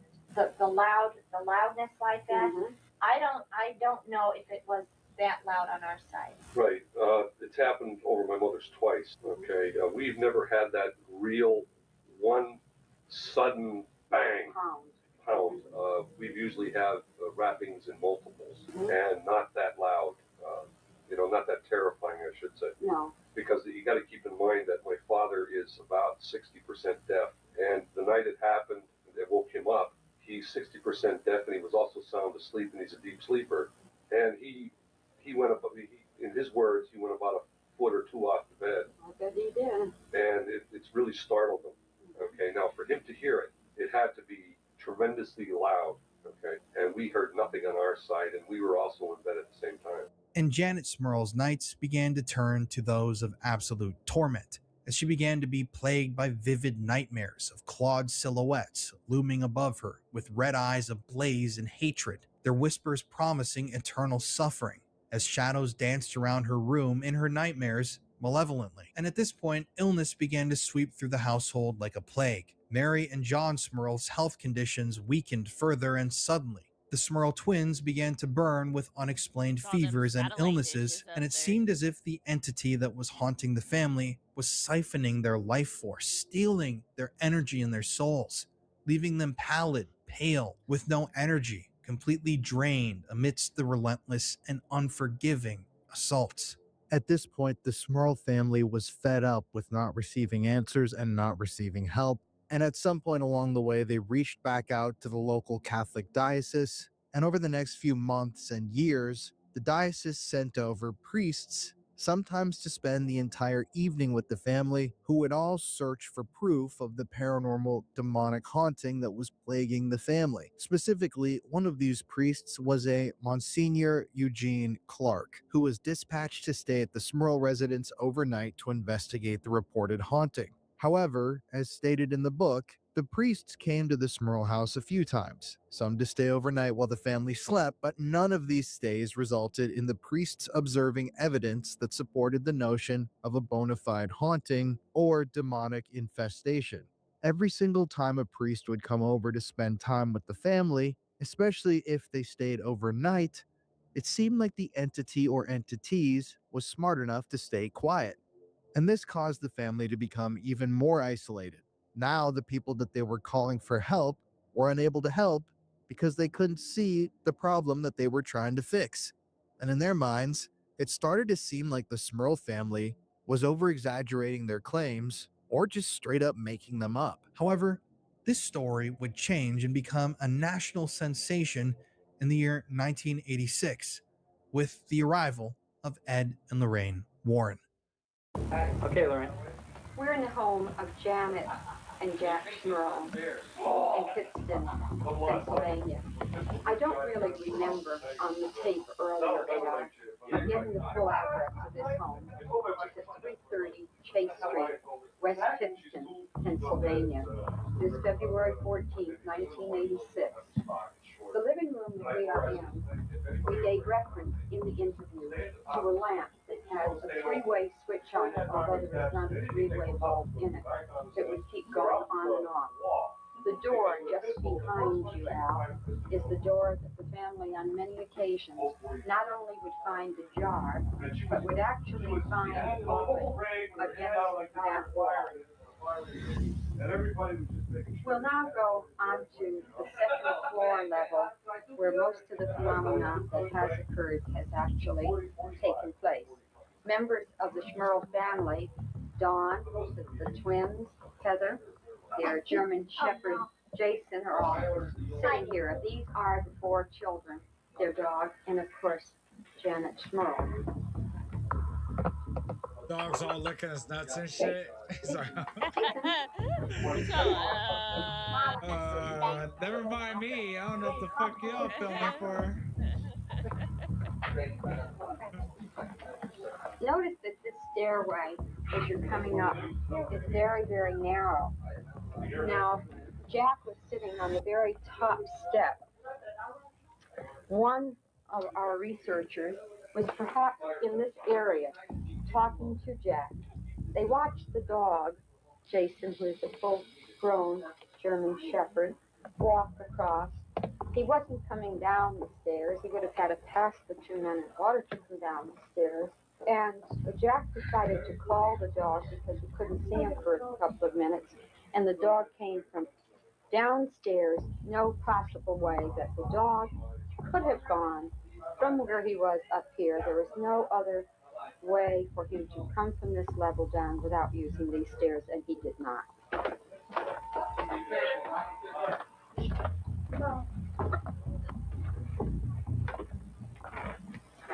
This is the hallway where the family has experienced the rappings all the way down the hallway, where they have experienced the voices, some sort of magic whispering, but they also are able to distinguish the fact that there are a conversation going on between a man and a woman. We're now entering the master bedroom. The master bedroom is where a good deal of the phenomena has occurred, where Janet, sleeping on this side of the bed, has been pulled out by her legs. The dog, Jason, will sleep on this side. I gave reference earlier to the howling noise that would come from the dog. This is where he would be laying. This is where Jack was hit. But I think one of the most outstanding things is the fact, I will show you how these drawers work. Now, it's kind of hard to have them swing, and yet this is how they will swing back and forth at great speed when the infestation or phenomena is occurring. Actually, I'm able to move them a little easier than we were able to smooth and early on. At times, it will only be that Janet would find it a little ajar. But on this one occasion, when she was in the room, the door was going in and out very, very quickly. These are also the walls where they will hear and experience the rapping sounds. This television set, although I don't remember discussing it during our interview, unplugged or not on, will become illuminated like a bright light. No picture on it, but they will actually see that light up. They will get a buzzing sound that seems to be associated with this tape recorder that is on. The buzzing sound actually is probably not coming from the tape itself, but actually altering the state of consciousness of the people in the room, Jack and Janet. This is the room occupied by the 13-year-old girl and the 16-year-old girl. Most of the phenomena that occurs in this room seems to happen in and around the closet area, although in this room we have had the disappearance and reappearance of personal objects of the two teenage girls. This is the closet area. God, that room looks so small. It does, bro. It looks like the project. Yeah. Look at that closet. I cannot do that. In particular. For Now, two girls? in the room of the twins, the two little 7-year-old girls, there seems to be very little that actually happens in this room. This is a very tiny, little, small room. Although the family described something that was rather strange. When they first purchased this home, this room was a little bit larger, but they have enlarged their bathroom, which has kind of reduced the size of this room. But it was on this wall when they first moved in that there was an opening, not an opening where you would have stove or any form of heat because there was no chimney behind there. And then up from that hole was a dark mark on the walls that no soap and water, no detergents, and certainly 4 coats of paint could not cover. That is the reason why this room is paneled. No proof of that. The last room up here is, of course, the bathroom. There has been a great deal that has occurred in here. They will hear the water, especially from next door, running. They have experienced the toilet flushing on like 30 times on one occasion. Jack was standing when he actually was witness to the toilet flush in front of him. He then picked up the top of the toilet box to adjust the ball, thinking that something was wrong. Actually, nothing at all was wrong when the wrapping started right on the toilet box, the commode itself. It is in this area that Jack's medical bracelet had been missing from. It had actually dematerialized. As of this point, it has still not materialized. So that is really the majority of what had taken place on this stairway, or on this level. On this stairway, though, I know that there was one occasion, maybe Janet can explain it in a little better order than I would be able to, regarding what had taken place to Dawn, or what you presume may have taken place to Dawn when she was found at the bottom. Oh, that was to Shannon. Oh, that was to Shannon, I'm sorry. One night about 1 o'clock in the morning, Shannon and Karen, whose bedroom is over here behind Lorraine, Jack and I were laying in bed talking. We had had a lot of experiences that day, and while we were talking, we heard this terrible bang, and Shannon was laying at the bottom of the landing there. Now, if you walk in my hallway or my steps, they do have a creaking noise, so that if she were to walk through the hallway, we would have heard her, because we always know when the children are up, we can tell you who is going to the bathroom and who is walking. Shannon was not walking. We did not hear any footsteps at all. She was found at the bottom of the landing, and she did not remember how she got there. January 1986 ushered in Ed and Lorraine Warren, who at the time were riding the wave of Amityville notoriety, who had seen the stories in the news about the house, who had been reached out to by the Smurls in a last-ditch effort for help. Immediately, when the Warrens stepped into the duplex, they felt the heavy air of dread. After walking through the house, Lorraine's clairvoyant senses, according to her, detected 4 different entities that called the home home. There was a bewildered elderly woman who wandered the halls in confusion, a young girl brimming with insanity and violence, a mustached man who had perished on the property decades ago with a history of brutality and violence, and above all, a commanding demon that orchestrated the actions of the other spirits like puppets in some sort of twisted, macabre theater of torment. Wasn't that the story in the first one? Yeah, story. And then, but the demon controlled the witch and then the other entities that continued the history I'm not there. sure. I gotta look at it. I want to see where the fuck what happened. It's because I have a I'm building my conclusion to this. Building my After conclusion. Lorraine's initial psychic evaluation of the home, Ed stepped in and toured the house while invoking the name of Jesus Christ, commanding the entity to reveal itself. According they to the watch book and baseball. the recollections of the family, the response was immediate and violent. The temperature in the home plummeted to an icy chill. A putrid stench of rotting flesh filled the air. Objects on the bedroom bureau, like a hairbrush or perfume bottle, began sliding across the surface unaided, and a mucus-like smoky substance, described as gossamer threads, materialized on the mirror, forming illegible obscenities and the message, "Get They out." need to call in Ed then SAG. declared that the Yeah. entity was very powerful, intangible, and extremely dangerous, and classified it as a full demonic infestation rather than a mere haunting. The Warrens then advised the family to document all of their incidents once again in a detailed diary, and they also said they should install religious items like crucifixes, holy water, and blessed metals in every room. They warned that the demon would likely escalate in response to their presence, drawing energy from the family's fear and anger. Over the following months, the Warrens made frequent trips to the Smurl home, often staying overnight, conducting a thorough and systematic investigation. They set up audio and video equipment to capture phenomena, amassing hours of recordings featuring, according to them, unexplained knocking, rapping, inhuman grunts and growls, and even pig-like snorts. Visual anomalies allegedly this captured on at? camera during this time included levitating objects and physical assaults on the family members.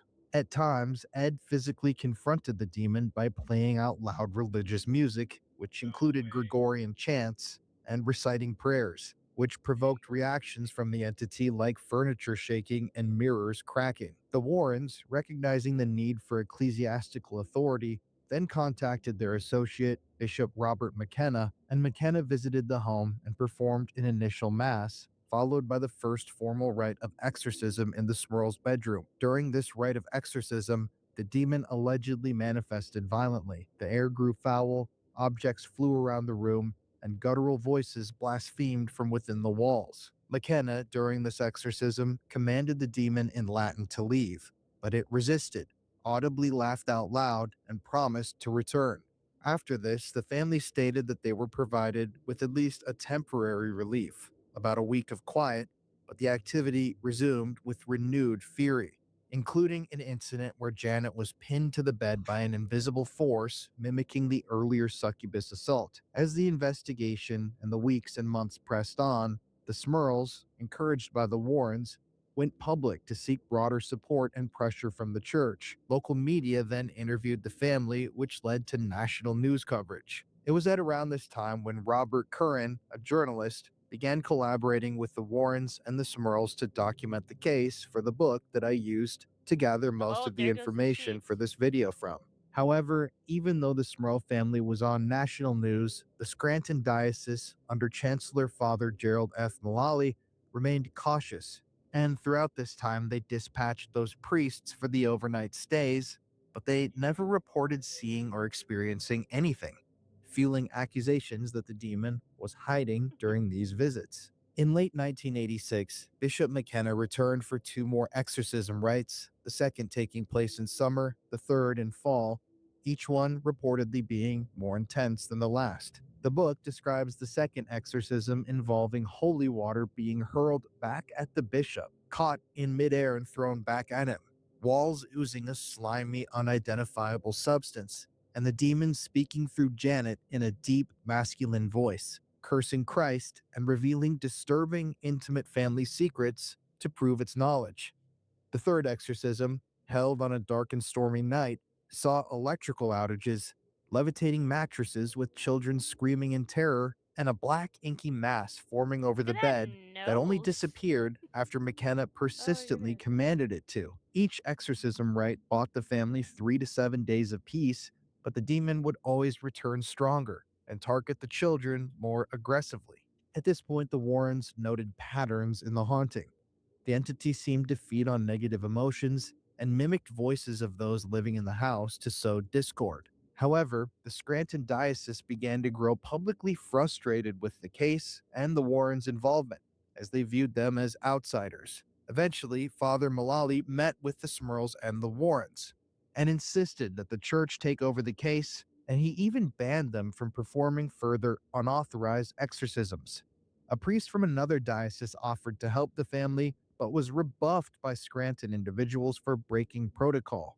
At this point, the family's health suffered, the activity was reaching a fever pitch, and it was even reported that the home reeked of excrement, of filth, for days on end. The Warrens, wanting to help, installed protective barriers like salt lines or anointed oil, and coached the family through daily prayers. But the demons' taunting escalated, including, reportedly, profanity and profane words scratched into the walls and furniture, and the defiling of religious icons throughout the home. After the third and final exorcism, intense communal prayers, led by Reverend Joseph Adonisio of Immaculate Conception Parish, reportedly subdued the demon enough for the Smurls to declare things are back to normal.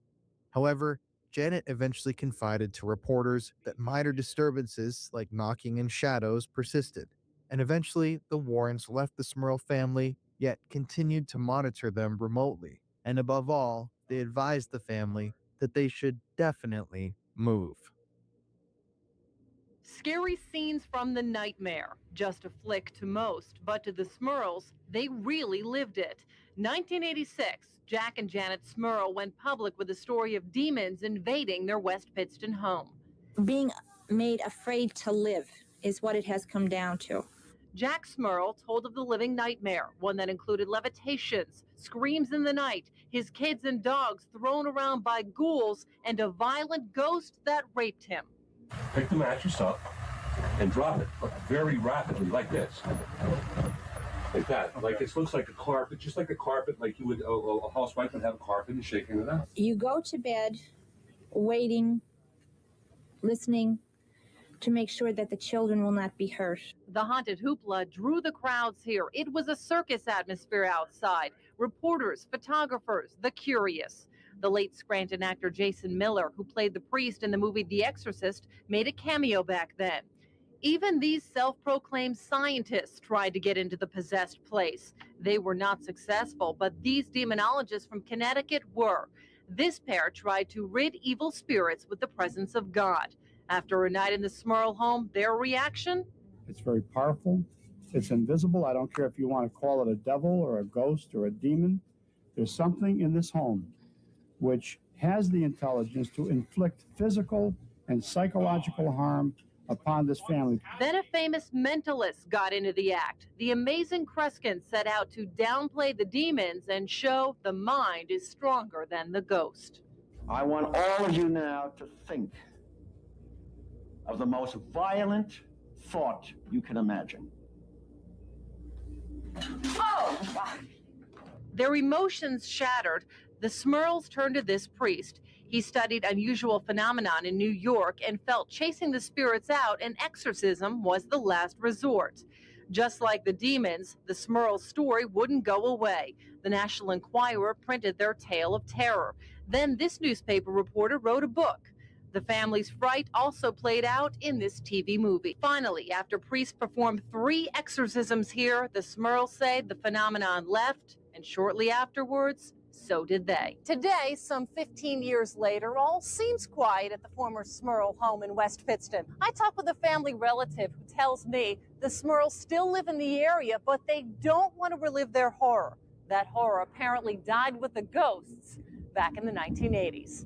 And that's what makes this one of Newswatch 16's biggest stories. By 1988, the Smurls, their spirits fractured by the relentless torment, listed the duplex for sale and eventually sold it before they fled to a new home in Wilkes-Barre, praying that the physical distance from the home would sever the entity's grip. However, interestingly enough, the woman who purchased the Smurls' home after they left, named Deborah Owens, lived in a quiet normalcy, and she even went on the record and stated to the public that the house wasn't haunted.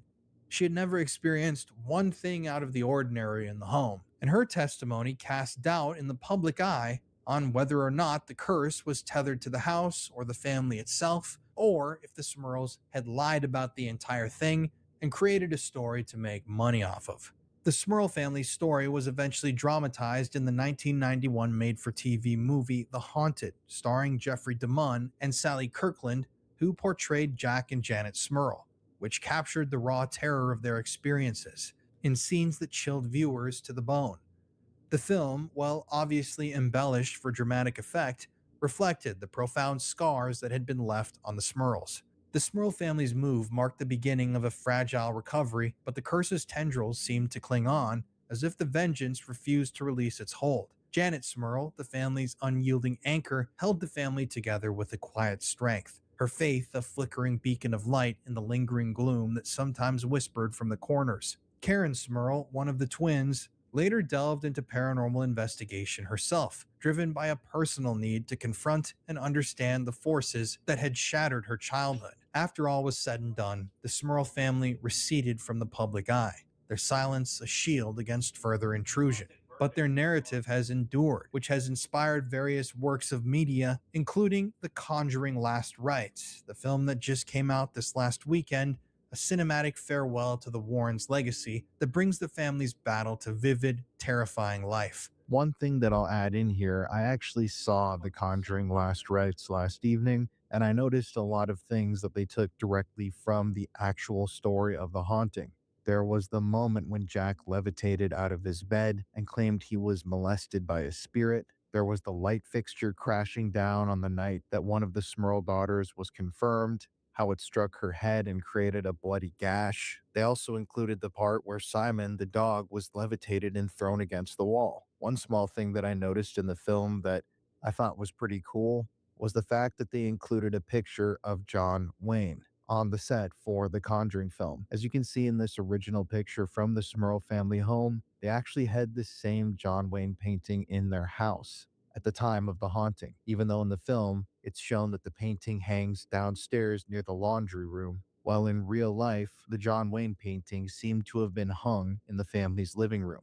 But it's the little details like that that I really enjoy. However, it should be noted that the entire thing with the mirror took influence from another story of the Warrens, and that mirror never entered the Smurl family home and really had nothing to do with the haunting. All of that and the ending of the film was added in by the producers and the screenwriters, obviously to spice the story of the movie up a little bit. The Smurl haunting, which was an absolutely massive case and a firestorm in the media, cemented Ed and Lorraine Warren's status as paragons of paranormal inquiry, and the two of them portrayed the haunting as a fierce demonic battle amid potentially cursed land. Their Catholic perspective framed the phenomena as infernal warfare, with Lorraine's clairvoyance and Ed's demonologist background, according to them, providing a lens through which the family's terror was viewed as a cosmic struggle. The Smurls' courage in sharing their story, despite the backlash they received, encouraged others to reveal their encounters to the public, which sparked a broader, global conversation on the supernatural as a whole. As a pivotal chapter in Ed and Lorraine Warren's work, the Smurl haunting evokes both awe and skepticism, a tale of resilience amid historical shadows that refuses to fade. Jack Smurl eventually passed in 2017 at age 75. His death attributed to diabetes complications exacerbated by the years of unrelenting stress from the haunting, a lingering toll that echoed the curse's enduring grip. Janet Smurl and her daughters now live quietly near West Pittston, reporting no further paranormal intrusions.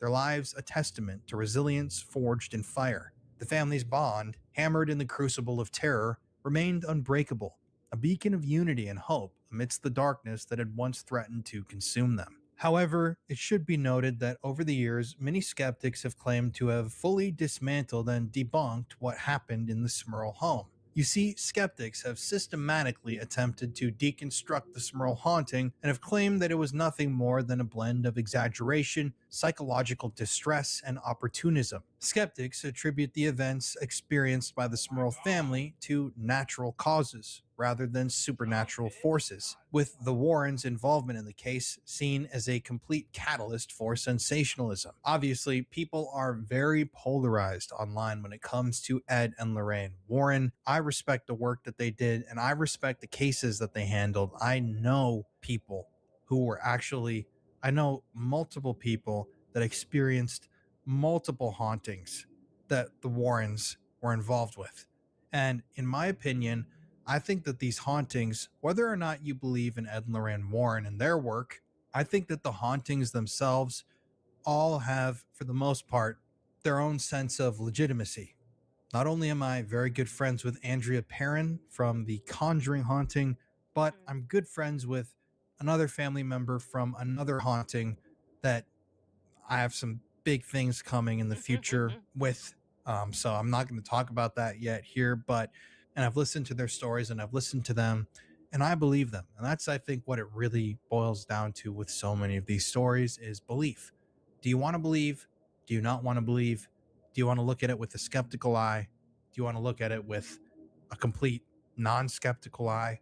That's totally up to everybody. But you do have to take a look at the things that were said arguing against the case. For example, Paul Kurtz, the founder of the Committee for the Scientific Investigation of Claims of the Paranormal, or CSICOP, dismissed the Smurl haunting case publicly as a hoax and a charade, arguing the lack of independent empirical evidence beyond the accounts of the Smurls and the Warrens and their anecdotes rendered the stories of the haunting baseless, suggesting that the family was suffering from delusions or hallucinations as alternatives. CSICOP's team, in fact, was barred from entering the house by Ed Warren and Jack Smurl, who ended up calling the police on the CSICOP team, which, according to them, contradicted the family's claims that they were seeking broader help from the public, which also fueled suspicions amongst those members that they were attempting to control the narrative. They didn't want to let outsiders in, according to them, to debunk the entire thing. Also, Jack Smurl's 1983 brain surgery for meningitis, which caused memory loss and cognitive impairments, has been cited by skeptics as a likely source of his perceptions or visions, with psychologists like Robert Gordon publicly proposing that conditions like that could explain his visions and foster a mass hysteria within the family. Also, the Scranton, Pennsylvania diocese repeatedly denied authorizing exorcisms of the home, with priests reporting no unusual activity during any of their visits, which undermines the Smurls' assertions of ecclesiastical involvement. Also, there's that owner that moved into the Smurl house after the family moved out, Deborah Owens, whose residency post-Smurl was, according to her, utterly uneventful, suggesting that the phenomena was family-specific, possibly tied to their stress or suggestion rather than the property itself. Investigators Perry DeAngelis, Stephen Novella, Joe Nickel, and Benjamin Radford branded the Warrens' methods Blarney, criticizing their reliance on anecdotal evidence, dramatic flair, and the exclusion of independent observers, patterns that they claimed were evident in cases like Amityville. Also, the media appearances and the 1988 book deal with The Haunted were viewed as profit motives, especially amid the family's financial struggles, with reviewers like Joseph Marisfak labeling the book as a one-sided account that lacked objectivity. Forums such as r/The Conjuring Universe and r/Paranormal frequently feature users debating the Smurl case as exaggeration for attention, citing natural possible explanations like mind subsidence causing the noises in the home, or faulty sewers producing odors throughout the property. These critics portray the haunting as a product of psychological factors, confirmation bias, or deliberate fabrication, with the Warrens' quote pattern of declaring demons, isolating families, and pursuing publicity seen as a grift. The absence of released evidence, with the Warrens' tapes having been dismissed as ambient noise, and inconsistencies in the timelines further erode credibility, according to skeptics. Skeptical analysts also reveal patterns in the Warrens' cases, which includes the Smurl haunting, where they, according to these skeptics, declared demonic presences, isolated families from other investigators, and pursued media deals, and often escalated claims for dramatic effect. Inconsistencies abound throughout the stories. For example, there's no verifiable footage of levitations or assaults carried out by the demon, with the Warren tapes criticized as being manipulated noise lacking independent verification. That psychologist Robert Gordon also said that the demon angle, the demonology angle that was involved in this story, could possibly have just been a scapegoat for family tensions. And the church's position, no confirmed demonic activity, no authorized exorcisms, contradicts the claims of a demonic haunting, with priests like Alphonsus Trabold calling the Warrens not sincere and prone to sensationalism. However, as with all these cases, the whole thing turns into, who do you believe? Do you believe the Warrens and the Smurls, or do you believe the skeptics? And that's up to you. I tend to believe families because I myself experienced a haunting, not obviously as extreme as the Smurls, but one that was very similar, where blessings and cleanses couldn't get rid of the energy. And whatever was in the home wasn't attracted to the house itself. It was a brand new house. It was attracted to my family. So I understand. I've seen the shadow figures in the middle of the night. I've witnessed the TVs turning on by themselves. I've heard the voices, seen the things that He's nobody really should selling see. it now. Yeah, And so I know, dude. Okay. I'm over this guy. Like, you ginger dumb fuck. Like, let's go by what we know. There's no documented evidence, no video footage, which they did have a bill to do video. Got a bunch of he said, she said shit. You got priests who went over there that never seen anything, and you have people who denied access for just wanting to help out when they're talking about they're seeking all kinds of help. Yeah. You got a family that is going through that has bills piling up like crazy, medical issues that can't, a house that needs to be repaired. I honestly believe it's a fucking hoax. Yeah, I think they did a lot of it for the media attention. As they said, media deals. It only helped Ed and Lorraine too, because they were doing all the rest of their stuff. Now, not discrediting them that some of the things that they did was real, but uh, They're yeah, I think a lot retiring. This was it. of That was the publicity. one. Yeah, like it was publicity, and they were tying it into the Amityville that was going on, the Exorcist movie that came out. Like, you know what I mean? Like it's all tying together. Yeah, I just know nothing they said adds up. No real Nothing. footage. No real footage. You end up selling the fucking house. Like, if you really sold out. Yeah. Like, no, yeah, exactly. No real footage when you get, like, to me, I'm doing whatever I can to prove myself right. Yeah. Sorry, dog. I got the world watching me. Claiming these things. All you got is a bunch of fucking Hollywood stories, bro. Yeah. And then poor spirits, bro. Like false accusations of rape. Like, oh my god. Poor spirit. So yeah. It's Nah, I'm not wild. buying. I'm sorry. Like I said, not to discredit Ed Lorraine, but I gotta discredit them on this. Like, Yeah. nothing makes I'm with sense, you on and that. just gotta go by. It's not what he said. Skeptical or not. No, I'm just going by the evidence that's in front of me, and none of that points to them telling the truth. And that was 2 hours worth of interviews, footage that they could have put in there, you know. Like I don't I don't believe it was real either. They replayed a lot of stuff. There's a lot of things like clips of the videos that he was playing that he replayed 2 or 3 times. Yeah. Just to extend the whole video. And it was all over the place. The timeline was all over the place. The interviews were all over the place. It just didn't seem credible at all. He's a poo-poo Yeah. ass host. I'm gonna believe him because I know what it's like. That is the stupidest reason to side with. You can goof. It's fuck. Yeah. I could relate with a lot of people on a lot of topics. I mean, it's unbelievable what's going on. You can have legit paranormal experiences and believe that. Doesn't mean you believe all of them. So. If you guys got any good videos you want us to check out, by all means, shoot us a message on Discord or whatever. You see all the, at least I have links on my about on Twitch. Pretty sure Have has hers there.